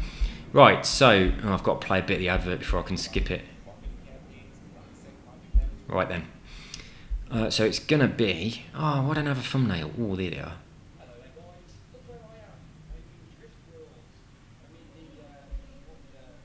Shut up. Where's these photos then? I could have swore I did photos in here. Or did I stop halfway through to do photos? There's one. So I did a photo that was kind of like this. I didn't realise you got Northern Lights in here. So once I'd realised, obviously I'm going to take a picture with these in the background. So don't they look fucking awesome? And also look how they're reflecting on my car and they're giving that green back window, which I end up not getting in the picture. But I wanted my face in the picture. I wanted my little character in there. And unfortunately I've put it over to the left. So that was my first one. On the second one though, I was in there and there was like lightning and I was trying for fucking ages to pause the game exactly as the lightning was coming down. I couldn't get it. I was trying and then when I did get it... Where's the fucking lightning? Alright, I ain't got it. Oh, there it is. Look, I paused the game just as the lightning was coming down. So I'm trying to incorporate this into my picture with my car a little bit. And when I pull right back, I really like the way my headlights are shining through that road sign as well. Come on. I did a fucking lot of fannying about in here, didn't I? Oh, there we go. That's the end of it. So let's have a look at the actual one I chose. It's going to be about here, isn't it? But yeah, I just kept pausing and then playing. And then I love how the light's coming through this bit here. That's the... There we go. Anyway, yeah, take pictures. I uploaded a video saying, right, to help you guys out, getting that thing where you've got to... You know, we're trying to get all those cards filled up, those star cards, and then you get the Forza Edition Capri. Well, one of them is if people like your stuff, so like your tunes, your liveries, your blueprints, and your photos. It's fucking impossible to get that one, really, isn't it? So I was kind of hoping that I could give you all a little bit of a boost, and hopefully you would get that. So please, please, please, there is a video that I've put on my channel where I'm talking about this, and if you put up a photo, put in the description K74, or if you put up put K74 into the description of any blueprint, photo, tune, or whatever you do, and then the people that watch my videos or the people that are in the club, have a search for K74 and just give a quick like to any photos that are in there and all that kind of thing, and we can sort of all help each other to get that star card that is otherwise going to be absolutely impossible. So that's the idea behind it. I really hope that you do actually make the effort to do it, because otherwise people can't get that. It's so reliant on other people's actions that you can't do it. You can grind through all of the other star cards, but that one, how are you going to get a load of people to like your tunes if you're not a good tuner? Or how are you going to get a load of people to like your photos? It's just a bit unfair that is so reliant on other people. Anyway, let's crack on. Do I have a Ferrari 812 Superfast? I have no idea, but even if I did have one and I put it on an auction, you probably ain't going to be able to buy it. It will just disappear too quickly. Right, 95,000 DCIV. Dude, I stopped at 35,000 DCIV. Well, stop wherever you like. Depends on how much you need. The way I think about this kind of stuff, if I've got 35,000 and I think one day I might run out of this, I can duplicate it once and then I've got 70,000. Where if I just leave it at 35,000 and then I use a load of it, when I get down quite low, I'm going to be like, oh, I've got to dupe this 10 times now so I can get back up again. So it's not a big deal. Just leave it all in your workshop. Right, mine says unable to execute command. What should I do to fix it? I really don't know. I don't know what it is that's causing that. Watch the video again and follow it carefully. You've got to be in live mode when you turn cheats on. If you're not in live mode, cheats won't come on, so make sure you do that. Right, try to play Doom Eternal 4 months early. The date, October 25th, 2019. Did it work or not? Didn't work. Says you need to connect to Xbox. If you've got to connect to Xbox Live, it doesn't work. Yeah, I just found that out. Anyway, I'm getting the Bugatti Devo on. So another person, I don't think it's the same person. I don't think that person had this little picture of Hitman. Well, there you go. Works on some stuff, doesn't work on others. Right, Mrs. Potter. I used to have a girlfriend called Missy Potter. Her name was Gaynor Potter. But yeah, there you go. I wonder if that's you. I doubt it. Wouldn't it be mad if it is and she's got no idea this is me? That'd be quite spooky. Nothing there. Right, I was dating this one girl once, right? This was... it wasn't that long ago, actually. It was... I've been with my wife for about... let me think... About 4 years, something like that. And I was in a long relationship before then. I was in a relationship for about 16 years. And I stopped that relationship because I was thinking, look, we were kind of like friends that lived together that happened to be a relationship that really, it was easy. And I was thinking, we're not going to get married. Like, we don't want to have kids together. This is a bit stupid. We're getting a bit old now. We need to go our separate ways and find people we want to do those grown-up things with. I mean, we got together when she was 19, so we were together for a long time. And it's just easier to stay with someone that likes the same music as you, the same type of films, likes the same games you like. It was just like having a mate that we shared a bed. But as you get older and older and older, you start to think we're holding each other back here. So I decided, look, we're going to have to cut this off. So that's what I did. And then I started sort of like dating, as you do. And so this is the window after that long relationship before I met my wife. And I met this girl and we dated for a little bit. And we've been seeing each other for a couple of weeks. And we were chatting about something. I think I might have told you guys this before, I'm not sure. But anyway, we were chatting about something and she'd only knew my name was Steve, she didn't know my surname. And then she was like, your name's Steve Hall? And I was like, yeah, it is. And I was thinking, oh, where does she know me from? And she became like a super fan. And I write, and I've got quite a few books that are all to do with like hypnosis and psychology and stuff like that. And she had read them all without having any idea that I lived in the next town to her. So she was from Coventry, I was from Nuneaton, it's 7 miles away from each other. So she was quite a big fan of my work without knowing who I was or anything like this, that I even lived in the same country or anything. And she was like, oh my God, I've got all your books. And she became like a little bit starstruck. It was weird, it was quite interesting. But yeah, she had no idea that's who it was. So I thought, that must have been nice for her. I was just a little bit weird. I mean, my picture ain't on the books, so there was no way that she was going to know it. But we were talking about like hypnotic stuff and everything. And I was talking about I used to be a stage hypnotist and those kind of things. And then it kind of clicked in her mind. She was like, hang on, this is that guy. So yeah, that was a bit weird. But I don't think this is Gaynor at all. But yeah, that would have been quite spooky, wouldn't it? But yeah, the reason I say this is because something reasonably similar has happened before. But it weren't, I mean, that relationship wasn't really going to go anywhere. We were both looking for completely different things. So that didn't happen. I went on a few more dates. I met someone really fucking awesome, actually. I started dating a girl from Poland. And she was really, really fucking awesome. We got on really, really well. I got on well with her son as well.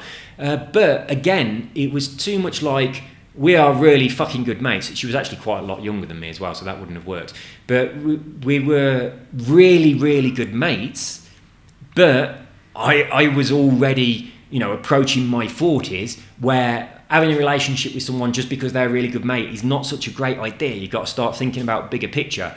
So yeah, I was thinking, although we are dead good mates, this is working really well. It's a lot of fun. We're really enjoying each other's company. This isn't exactly what we're looking for. So let's continue to be mates, and we'll both look for someone that is, friends plus romance and all the other stuff as well. So after a lot of dates and, playing the field for a while, trying to find that next partner, I stumbled into my now wife from Colombia, which means I now live here. So my life has changed very considerably over the past about 5 years or so, 5 or 6 years, very considerably. I certainly didn't ever expect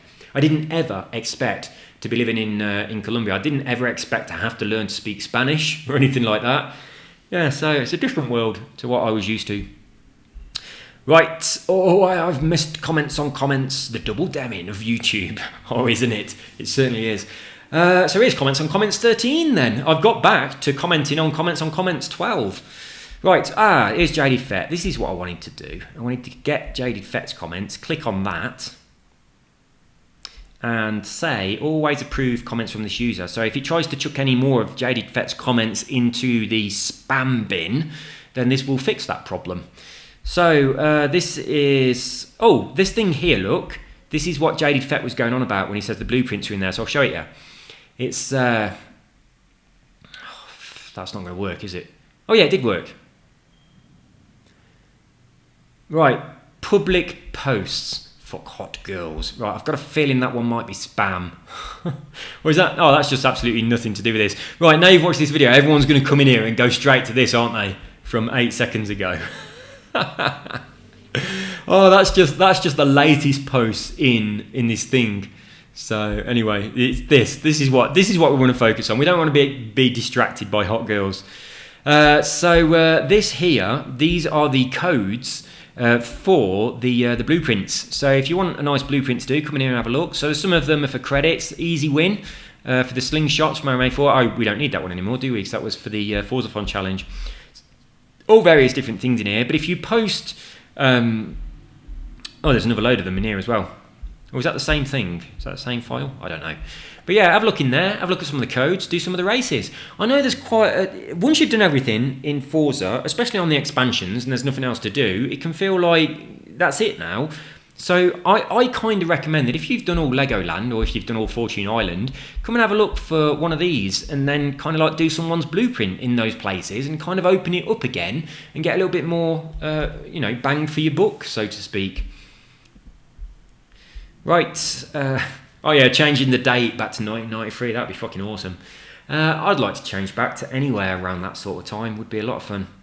92, Simon says he was thinking between 92 and 93 because of the music, and then he suddenly realised that in 1993 you still had access to the music from 19... Right, yeah, but imagine if you went back to 1992 and you didn't know that 1993 music was coming. So you've got 92 music and your Big Fish, Little Fish cardboard box, and you've got your little face mask on with your Vicks and your whistle and your white gloves and everything, dancing away at the Eclipse, as you do. And then all of a sudden 1993 comes out and there's loads more awesome happy hardcore music. So it's still a difficult decision. It depends. I mean, if you go back with your wisdom and knowledge that you've gained now, I mean, obviously you're going to take some lottery result numbers back with you, but you go back to 1992 and you'd be at the clubs and everyone would be going, oh, banging tune, mate, I fucking love you. And you're like, wait until next year.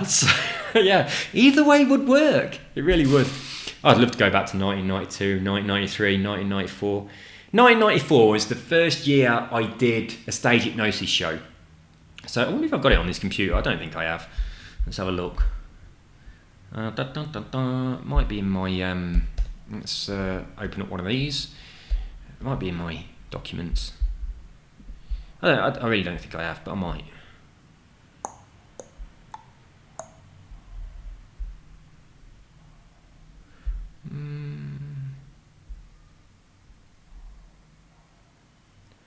Nope. Oh, yeah, I have. Look, this here is me in 1994 doing my very first stage hypnosis show. I mean, the sound doesn't work. It's really shit quality, so I'll turn it down. But I was really fucking skinny. But I went on and did other shows in pubs and clubs and things like that. But this was the very first one I did. And my mate recorded it with my dad's like old Sony camcorder, but the microphone didn't work properly, so it all fucked up. Well, that's not going to work, is it? Oh, hang on. I'll tell you why it ain't working, because I'm using QuickTime Player right now to record my screen. Right, can I open it in something else then? Open with VLC. It might open with that. Everything opens with VLC.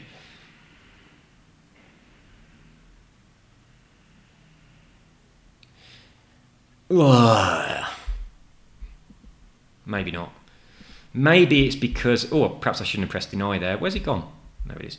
Maybe it's because... I'm a Londoner, that I love London town. Fucking hell. Right, maybe it's because I'm recording my screen that it won't work. It won't open in iTunes. I don't know what the fucking hell that's trying to do. Does VLC not work anymore? What's that? Crash report. What's that? Is that Handbrake? Yeah, it is. Right, VLC media player.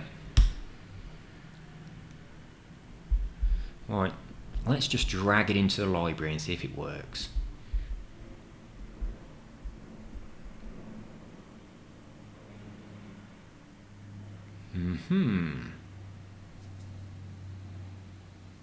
Is anything happening? Oh, my fucking virus software's going. Let's turn that off.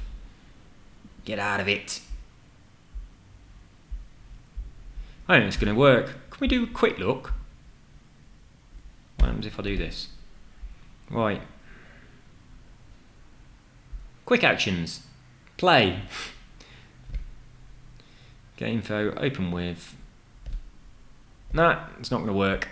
Anyway, that, had it worked, is a video of me doing a stage hypnosis show when I was 20 years old, all the way back in 1994, at a pub that at the time was called the Pump House, I think. The old Pump and Tap, which is a pub in Nuneaton. I don't know what it's called now. I think it's coffee shop now or something, like every other shop there. But yeah, it would have been quite amusing to watch a bit of. It's quite good fun. But I'm not going to show it, yeah. So yeah, that was 1994, and I really enjoyed that because at the time I was terrified of public speaking or anything like this.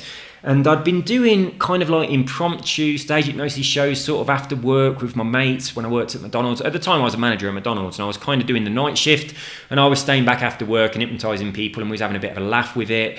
And I was doing little bits and bobs for like friends' parties and things, but I'd done nothing proper or professional or anything like that. And then that was the first time I ever did like a proper gig where I'm on stage. And it was quite a nerve-wracking experience to walk out on stage. And there is a lot of time when you're doing a stage hypnosis show where you're just talking at the beginning, like getting your volunteers and everything. And then obviously you've got to hypnotise everybody. So there's a huge amount of time where everyone is just focused on you. Now, once you've got past that bit, the people are focused on the volunteers because they're doing stupid stuff. And it's different then. It kind of takes the spotlight off you a bit. And that's a little bit easier. But the beginning is quite a nerve-wracking experience. So I was considering how shy I was as a teenager and how much stage fright I had. I was really, there was a lot of adrenaline leading up to that day. It's like I'd made my own posters for it and everything. So I was doing graphic design at the time. And when I actually did it, it was a tremendous sense of accomplishment. I can remember afterwards, I was at a nightclub after the gig, and a few people coming up to me, and I was like, you're that hypnotist, aren't you? It was at the pub, and I was like, yeah. And it was my first taste of a little bit, just a tiny little bit of fame, and it felt nice. I liked it. And yeah, it was a tremendous sense of accomplishment because I was so frightened of being on stage. So I would like to go back to 1994, but just after that show, not just before it, because I was fucking nervous, but about halfway through that show, when it was starting to go pretty good and I was feeling, hey, this is all right, and I was getting relaxed and confident and people were laughing at my jokes and stuff, I want to go back to about there. But yeah, it was pretty good. It was a lot of fun. I used to like doing the stage hypnosis shows, so I did those for a while. And then after my shows, people used to come up and say, can you help me quit smoking? Can you help me lose weight? And all that kind of stuff. I was like, well, no, I can't. And then I thought, well, fucking hell, I'm leaving a lot of money on the table here. If I learn how to do that stuff, then when people come up to me, I'm really like, yeah, I can. It will cost you this much money. So I then got into hypnotherapy. I went and studied psychology and all that kind of stuff. And my career kind of changed from entertainer to therapist. And then I went down that path instead. But it was fun. It was a lot of fun. The stage shows were fun. I tell you, I probably miss being a DJ more than I miss the stage hypnosis. The stage hypnosis, you're a lot more centre of attention. You've got a spotlight on you and people are watching you. A DJ, you're tucked away somewhere in a nightclub. People can't necessarily see you and they're just listening to the music and listening to your voice when you MC. So it's a bit different. It's a little bit easier to do. And but when I was DJing, I'll be doing a gig at a club and I'd play a Prodigy song or something and everyone would go fucking mental. And I was right, that's it, I'm just playing Prodigy now for the rest of the night.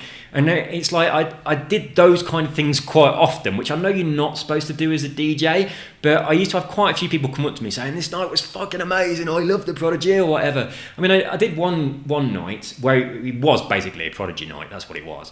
And a guy was dancing on another guy's shoulders and he fell off and he smacked his head open on the corner of the DJ box and his head was all cut open and all bleeding and everything. He got took off in an ambulance.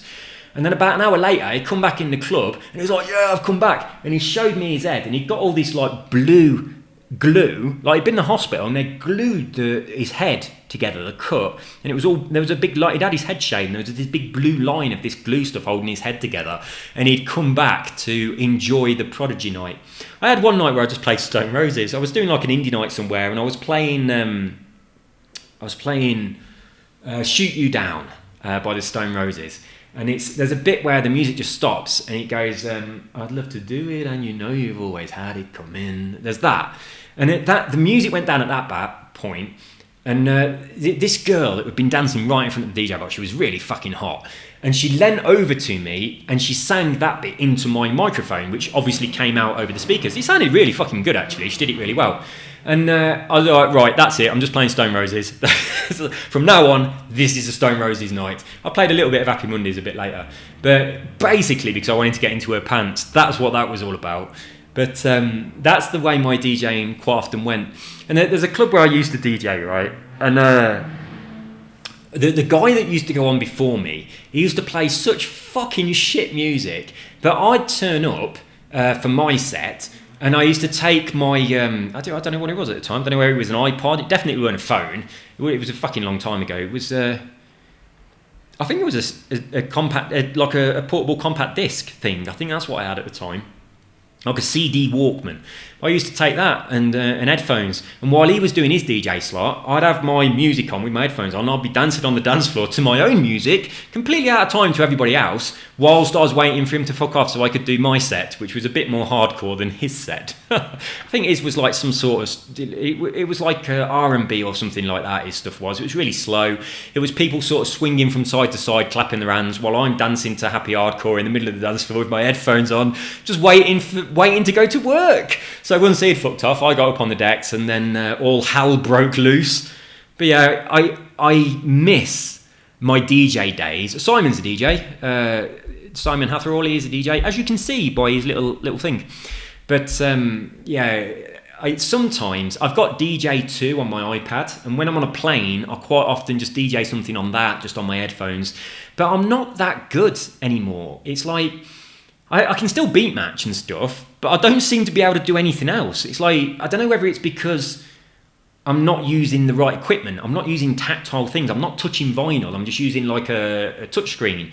And I just seem to not be able to do things as well as I used to be able to do things. Or maybe I thought it was really good because I was under the influence. Right, the other night I was listening to, oh God, what is it? The Chemical Brothers Surrender album on my new headphones that have got really fucking good bass and they go really loud. So I was lying in bed, I couldn't sleep. Next door was having a party with a load of shit Spanish music. And so I've got the Chemical Brothers Surrender album on my phone. My headphones, which are really fucking good sound quality and good bass. So it's those Cocoon ones. I'll show you them. They're so good. They're so fucking good. So I've got these headphones on, and I'm pushing the headphones into my ears, and they look like. I mean, this is the early Kickstarter example. They don't look like that. That was a prototype. They now look like. This is what they're like on the inside. Oh, I'm glad it's got this picture because I wanted to talk about this. Oh fuck! Come on, right. This is I've got black ones, so mine don't look like that. They're really quite big and they're quite comfortable on your ears. But I use them on the plane. Come on, show me that picture again at the inside. They're so fucking good, they really are. That there, look. See the inside? Gee, stop moving. Let's see if we've got another picture. Here we are. This bit here, these sensors touch your ears, but if you touch that, it's really this bit of rubber underneath the metal is really, really soft, and you can like wiggle them about and everything. So when you've got them on your ears, these are so big that your ear actually fits inside this cup completely, even on my giant head. So these metal bits just very gently touch your ear. You can't feel it, but they touch your ear. And then they've got this app where that senses your brainwave frequencies, and then if you fall asleep, it shows you on the app. It shows you like your REM sleep, your deep sleep, and all that kind of stuff. So they're really fucking clever. But the sound quality on them is bloody lovely, right? You can charge them, and then they work over Bluetooth, so you haven't got to have a cable. But I keep forgetting to charge mine, so I've always got the cable plugged in. But yeah, they're so fucking good. It's a project that I supported on Kickstarter. Fucking ages and ages ago, even way before I knew I was coming to Colombia. It was while I was with my ex, so it's about 6 years ago, 5.5, 6 years ago at least. And they took a long time to make them. They kept updating them and everything. And then once they'd finally made them, they delivered them to my old house in England, and they were sitting at my parents' home for the past 6 months. So when I went to England, like about a month ago, I went and picked them up. Fucking hell, they're so good. They really are so good. I mean, they're from $339, so they ain't cheap. It's got to be said. But wearing these headphones is the first time I've ever slept on a plane. Ever. And my plane journey is about 11 hours, so it's fucking annoying. I normally DJ for a bit, do a little bit of work. I do some drawing on Procreate. I watch a couple of films. I watched yesterday on the plane on the way back to Colombia, the last time on my travels. It's amazing. If you haven't seen it, you've got to watch it. It's so fucking good. It really is. The general gist of the film... Did I say this on my last comments on comments? I think I did. The thing is, anyway, there's this event that happens, and after the event has happened, there's this one dude that can remember the Beatles and all their songs, but nobody else can remember them at all. It's like they never existed. So this guy is like an up-and-coming musician that ain't doing very well, and he starts playing Beatles songs. That's all I'm going to tell you. There are things in the film that are really fucking good, but I'm not going to say anything because it'll spoil the story. But that bit I have said... I mean, that's the main premise of the film, and you learn that bit right at the beginning anyway, so I haven't spoiled any plot. But it's so good. It really is good. So watch it. Especially if you like the Beatles, you'll love it. It is good. But yeah, these headphones are fucking incredible, but they look a lot better than that in black. Oh, very good. Very good indeed. But yeah, that thing there is really fucking good technology. But when they arrived, you can hardly see it, but this little bit of plastic here... That snapped off on both of them, so obviously there's a little bit of a problem with the design. So I sent them a message saying, oh, this bit of plastic snapped off, can you send me another one? I'll screw it back on. There's like little screws that hold it in, and both of the screw housings are broken. So they said, oh, if you send us the headphones back, we'll send you some new ones and we'll sort it out. And I was thinking, well, both sides are broken, so the new ones would probably break as well. Plus, I was only in England for a couple of weeks, and if they had sent it, they wanted to send me a box, then I send them my headphones, then they send me the replacement, which would have taken fucking ages. Now, if they send them to Colombia, there's no way they'd end up getting to me. Nothing ever gets delivered to me that comes from another country. It never turns up. I've had credit and debit cards and stuff, they just all go missing. If it's something from inside Colombia that I've ordered from a shop, that gets delivered to me. But when it's coming from another country, it just never makes it. So I didn't want to do that. So instead, I glued them down with some Gorilla Glue, and they've been absolutely perfect since. But it's this bit, that little white plastic bit there, on both of them, broke off. But apart from that, they're really, really well made. And they're very, very comfortable. You can see how big they are on this dude's head here. But they're so comfortable on the side of your head that if you've got like a reasonably soft pillow, it doesn't have to be very soft, you can lie on your side and it feels fine. But a lot of these pictures, like this and that, these are early prototypes. They don't look anything like that, of course, anymore. They look a lot better. But yeah, they are awesome.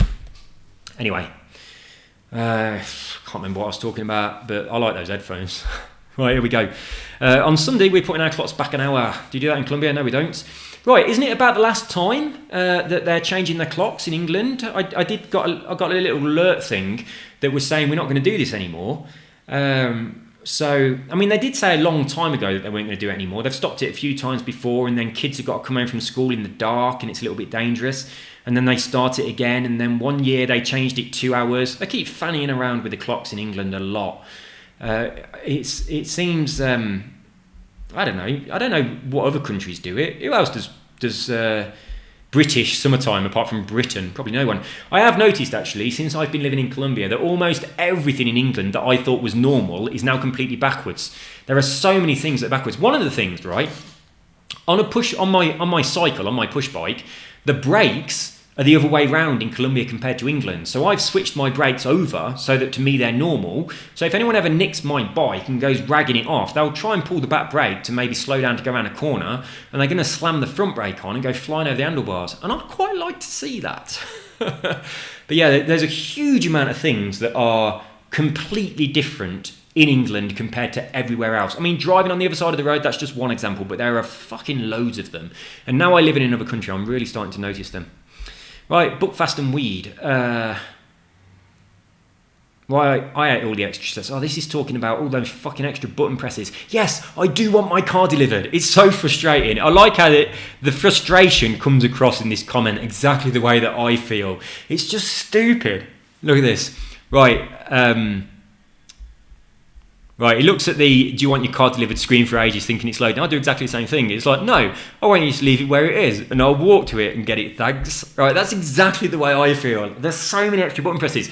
And if you noticed as well, a new one I've realised lately is you'll be in like Legoland and you'll say, all right, I want to go on the monthly Rivals event. So you'll bring the menu up, you'll click on the button where it says monthly Rivals and it says, no, you ain't doing that from here. You've got to go into the map first. So I don't want to go into the fucking map. I don't want to spend time waiting for the actual normal game to load and then the map bit to load so I can click on this button to go to something else that's got to load. Fuck loading all that first. Just let me go straight to where this takes me. It's like, why do they put that restriction on?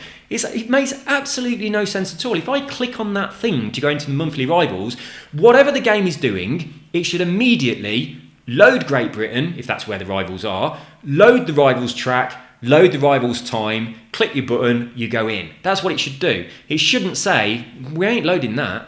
Right, you want to go to Great Britain, so we're not going to load that yet, but we will load Fortune Island, and we'll spend fucking ages loading it, and then you can load Great Britain afterwards. Even though we're going to fill your Xbox with stuff that you don't need, and then we'll unload it, and we'll go somewhere else. It's stupid. So, Buckfast and Weed, exactly the same as you, exactly the same. It's so frustrating. Right then, after loading somebody's design, go into your designs from this is how to like people's designs more quickly. So yeah, absolutely awesome tip there from LCD Dog. What do you prefer, LCD Dog or Dog CN? Which one? Which one is the newer one? I know you told me once, but I can't remember which way round it was. I always think of you as LSD Dog, to be honest. That's the way I think of you, as Snoop Doggy Dogg on LSD. And I know I've said that before, but that's always what happens in my mind when I see your name. But I don't know which one of these, Dog CN or LCD Dog, is the newer one. I don't know which one you've changed. I assume this is your preference, Dog CN, because LSD Dog is on the Xbox, and it's easier to change your name on YouTube than it is to change your name on the Xbox. Although I do believe on a recent update, they are allowing anyone to change their name now without paying, so you might want to update them, get them both the same. Mr. Pixel, I'm trying it right now, wish me luck. Good luck for a week ago. Derpy Dan again. This helped me so much in Forza Horizon 4. Thank you. You are very welcome. Right, so I'm guessing that this was before Dan was a subscriber, and now he is a subscriber because of he said that I've got good skills on Isle of Man TT, which I very much appreciate you saying so. Right, so it just says go online. Yeah, some games do, we've done that. Ancient cars I like, so I guess I have to make some time and do these. Looks like a lot of fun to me. Yeah, I really like those old cars, I really do. Besides red sauce and fish and chips, what other things do you miss about England? I don't miss red sauce, I really don't. It's brown sauce that I miss. And I miss... Right, the last time I went to England, I had some fish and chips in London. It was in Soho somewhere. And it's like, I got the menu, and you know when you get a menu and you sort of glance down the prices? And the prices were about £8, £9, stuff like that. So I thought, yeah, this is all right, I'll go here. And then I kind of put the menu down because I knew what I wanted. I hadn't had fish and chips for a long time. They goes, oh, what do you want? I said, oh, I love fish and chips. And I said, well, look, this is the first time I've had fish and chips in about 3 years, because I didn't have them the last time I was back in England. And apart from that little break, I'd been in Colombia for 3 years. So there was like, all pressure on the chef. We best make it a good one. So it comes. It was quite small. It wasn't a very big fish. It was a piece of battered cod that looked like a mini fish, not like a proper one. And some chips, and I had a Coke. And the Coke was a can of Coke. They gave me the can, right?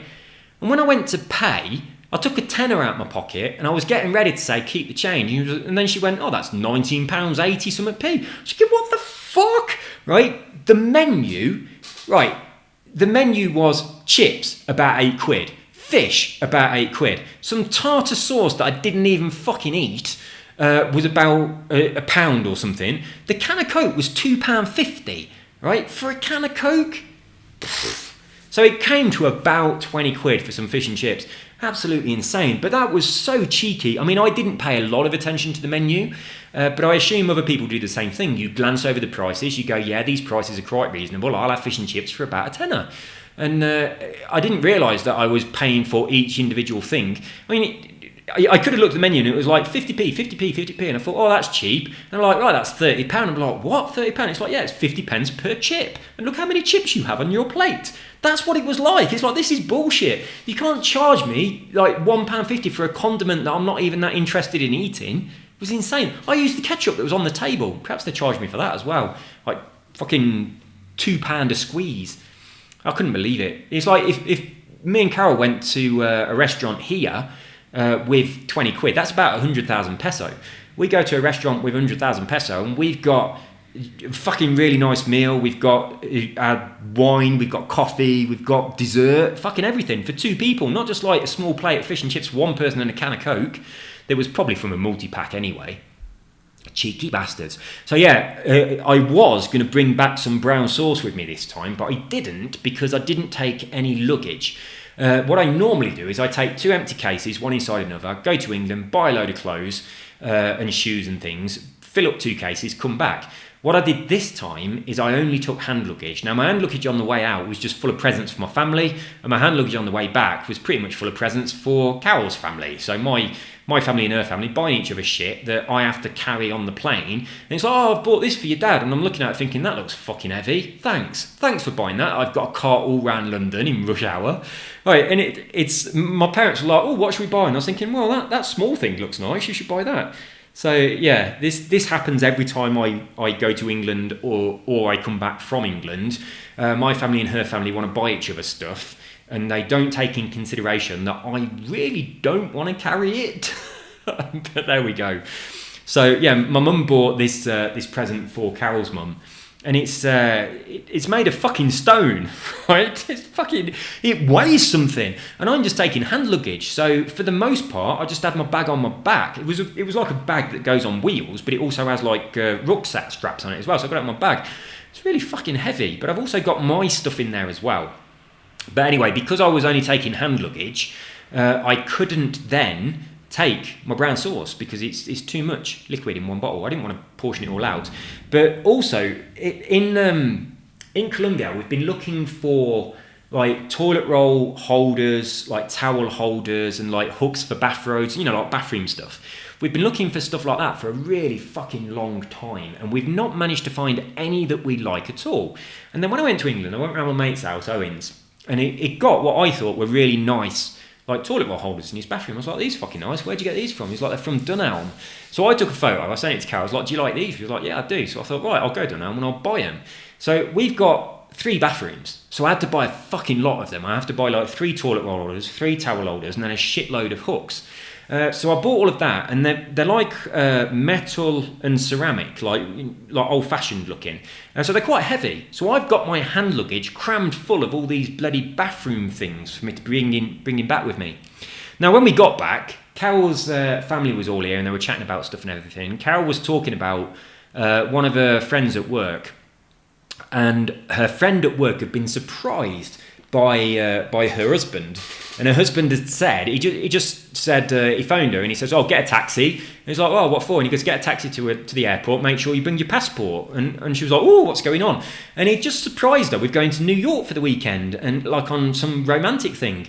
And Carol's mum was here, and Carol's sister and her husband were both here and everything. They were all going, oh, it's really romantic, it's really romantic. And I was thinking, you don't even fucking know the meaning of romance. Go and have a look in our bathroom. I've got toilet roll dispensers for my wife. It's like, fuck New York. Check out this shit. That's romance.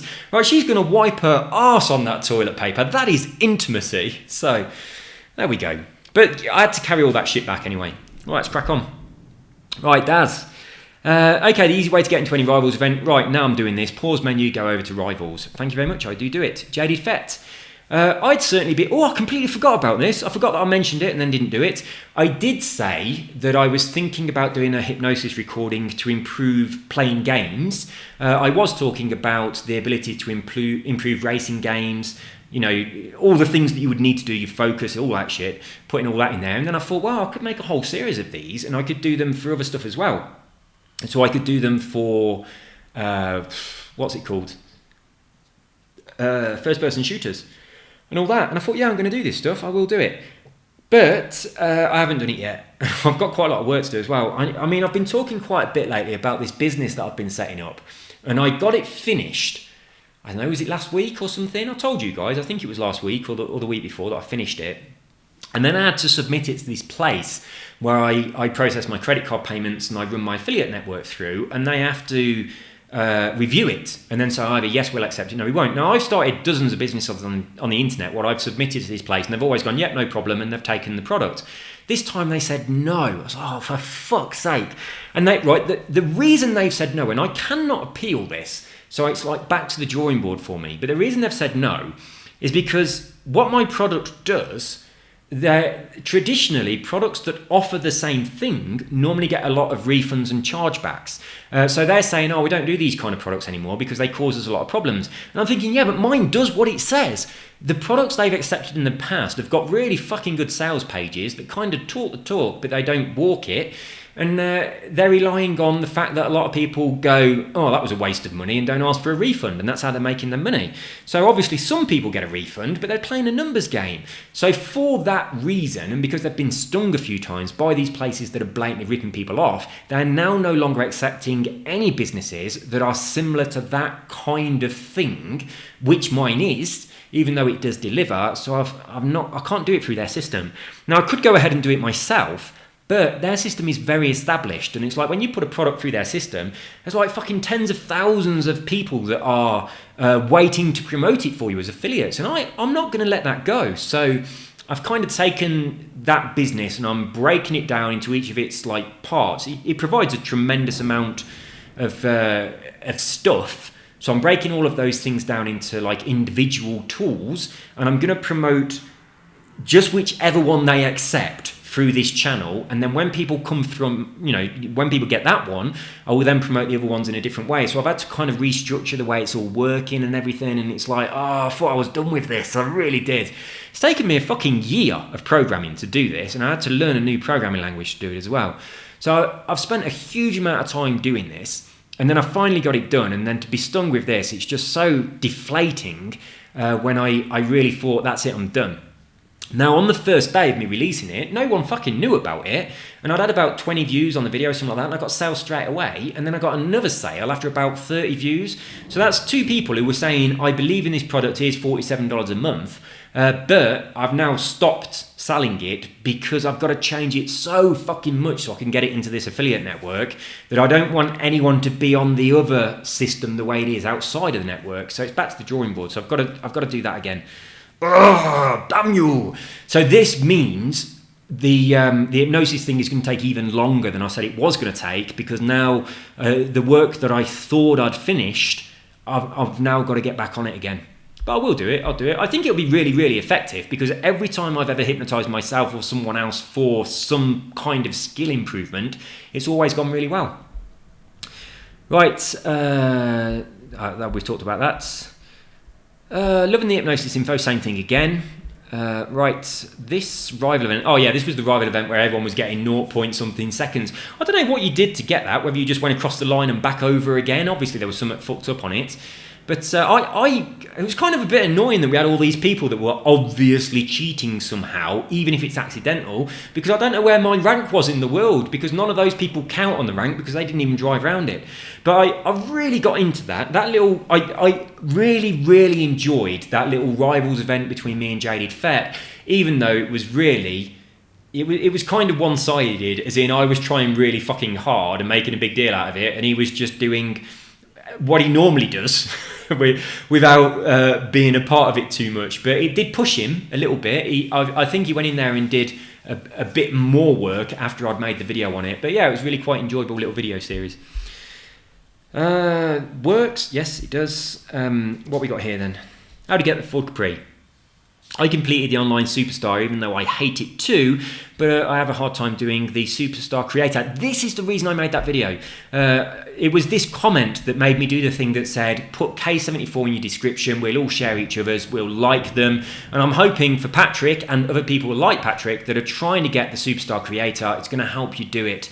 So yeah, please, please, please put K74 in anything that you make or anything that you do on Forza, like your photos, your designs, your blueprints and your tunes. And then once you've done that, just search for K74 on someone else's and like theirs. And then other people will like yours as well, and we'll all help each other out. I've been doing it. I've been searching on K74 and liking people's stuff. So do it. I mean, people will like them. Even if it's only me, people are going to do it. And it's kind of like, I think it's the only way that some of us are going to get Superstar Creator, because there's no way I can get to level 5 on tuning. No fucking way, because I don't know how to tune. So all I'm doing is tweaking a car a tiny bit, putting K74 on there, and hoping that some of you guys will like it for me. And I expect you to do the same thing. Just tweak something a tiny bit, even if you make it worse. And then someone else from the club or someone else from these videos will have a look at it and like it for you. And then hopefully you'll get that star card filled up. I know it's not kind of right, and it's a bit unfair on the people that genuinely do manage to do those things, but it's asking us to achieve something that is outside of our capability for most of the people. Right, but fast and weed again. Maybe change your view. You were suggesting for far chase instead of cockpit. I just prefer cockpit. I went the other way. But I do drift in far chase, because drifting in cockpit is fucking impossible. And you agreed. Right, this may end up being an essay. It did. Look at this comment. It was a fucking essay. Actually, that's not too bad. You've done longer comments than that. You've done way longer comments than that. Right, I did read it, and then we had a little conversation about it. You can read through this if you want, but I'm not gonna go through it all on the video, because it's about something that's in the past now. Right, not much time left on the rivals. This is going back to the rivals where we had that little mini series. So I think I might call it a day. Let me just have a glance through at some of the videos. Manual versus automatic. Oh, these were some tips. Braking in a straight line, not around corners. I normally do brake in a straight line, actually. And I'll tell you what, I was watching the first lap that Jaded Fett put down. And after you've got that long straight that was causing me trouble, and you go down the hill a little bit, and then you've got that, at the top, what I call the top of the tracks. You consider the track has got like downhill at the beginning and uphill at the end. So on that bit where you've got that double apex, he was braking as he was going around the corner, and that encouraged me to try that line as well. So I started doing that, and then I got used to doing it. But normally I'm thinking, no, only brake on straights. But he was beating me, so I wanted to try what he was doing. Like shift down before you hit corners and you get better traction. And I also thought I was doing that as well. So maybe I think I'm doing things that I'm not. This duping skill you can use to make chems for a drug dealer build.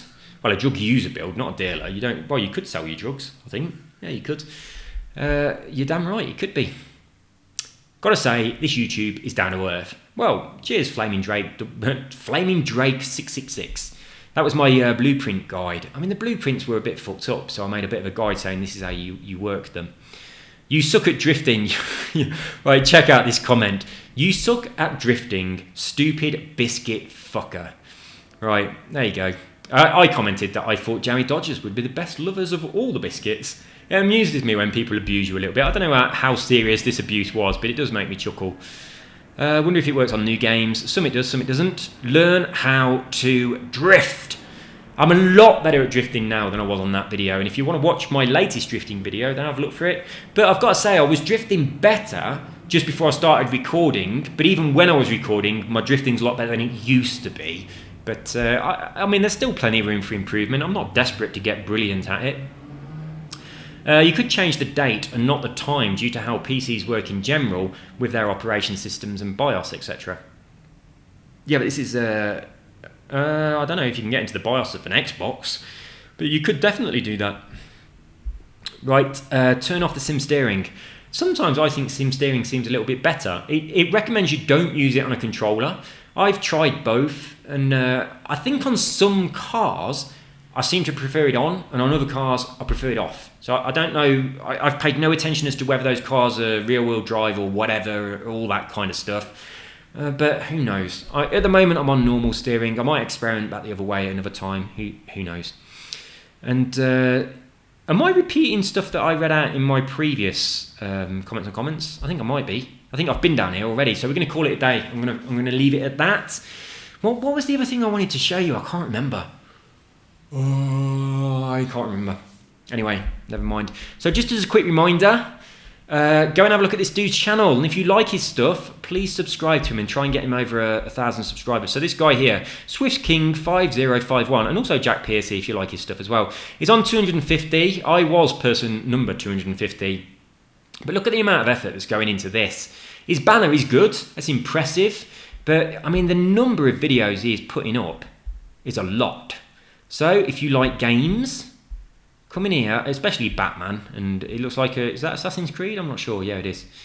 So yeah, if you like these games, come in here, have a look at this guy's stuff, and if it's your kind of thing, if you enjoy his videos, then subscribe and like them, and see if we can get him making a bit of money from doing something that he's obviously enjoying doing. It appears that he's quite good at it. And equally so, if you're not yet on YouTube and you fancy giving it a crack, then do it. Do exactly what SwiftKnight 5051 has done. Let me know that you're doing stuff, and I might send some people your way. You never know. It's bloody awesome being able to make money just from playing games and chatting to you guys. It's nice anyway. I enjoy doing it, and it's a little bit of a bonus that you make money. Let's see what this is. Someone liked your will do. What was that one? Oh, what the fuck? Where's it gone? Why didn't that do anything? Yeah. That's not what normally happens. Unless it's down here. Ah, fuck it. I can't bother to try and find it. I don't know why I'm so backwards when it comes to using any menu system on anything whatsoever. Nothing's ever where I expect it to be. It really isn't. Right, guys, that is all from Comments on Comments. I will see you back on the Xbox. I think what I'm going to do now is get on to Forza Horizon 4, get back in the Rivals. I'm going to get back on the Auto Union, but it's going to be clutch and manual, and I'm going to be trying to beat Dog Cien's LCD Dog or LSD Dog, whichever one you prefer. For me, it's always going to be LSD Dog. So there we go. Being a Snoop Doggy Dog has dropped a trip, I think I should be able to beat him pretty easily. See you guys in that video if you watch it. If you don't, I'll see you whenever I see you. If you like this video, please click on the like. If you're not yet a subscriber and you want more of this, then please do subscribe. Right, see you later guys. Bye-bye.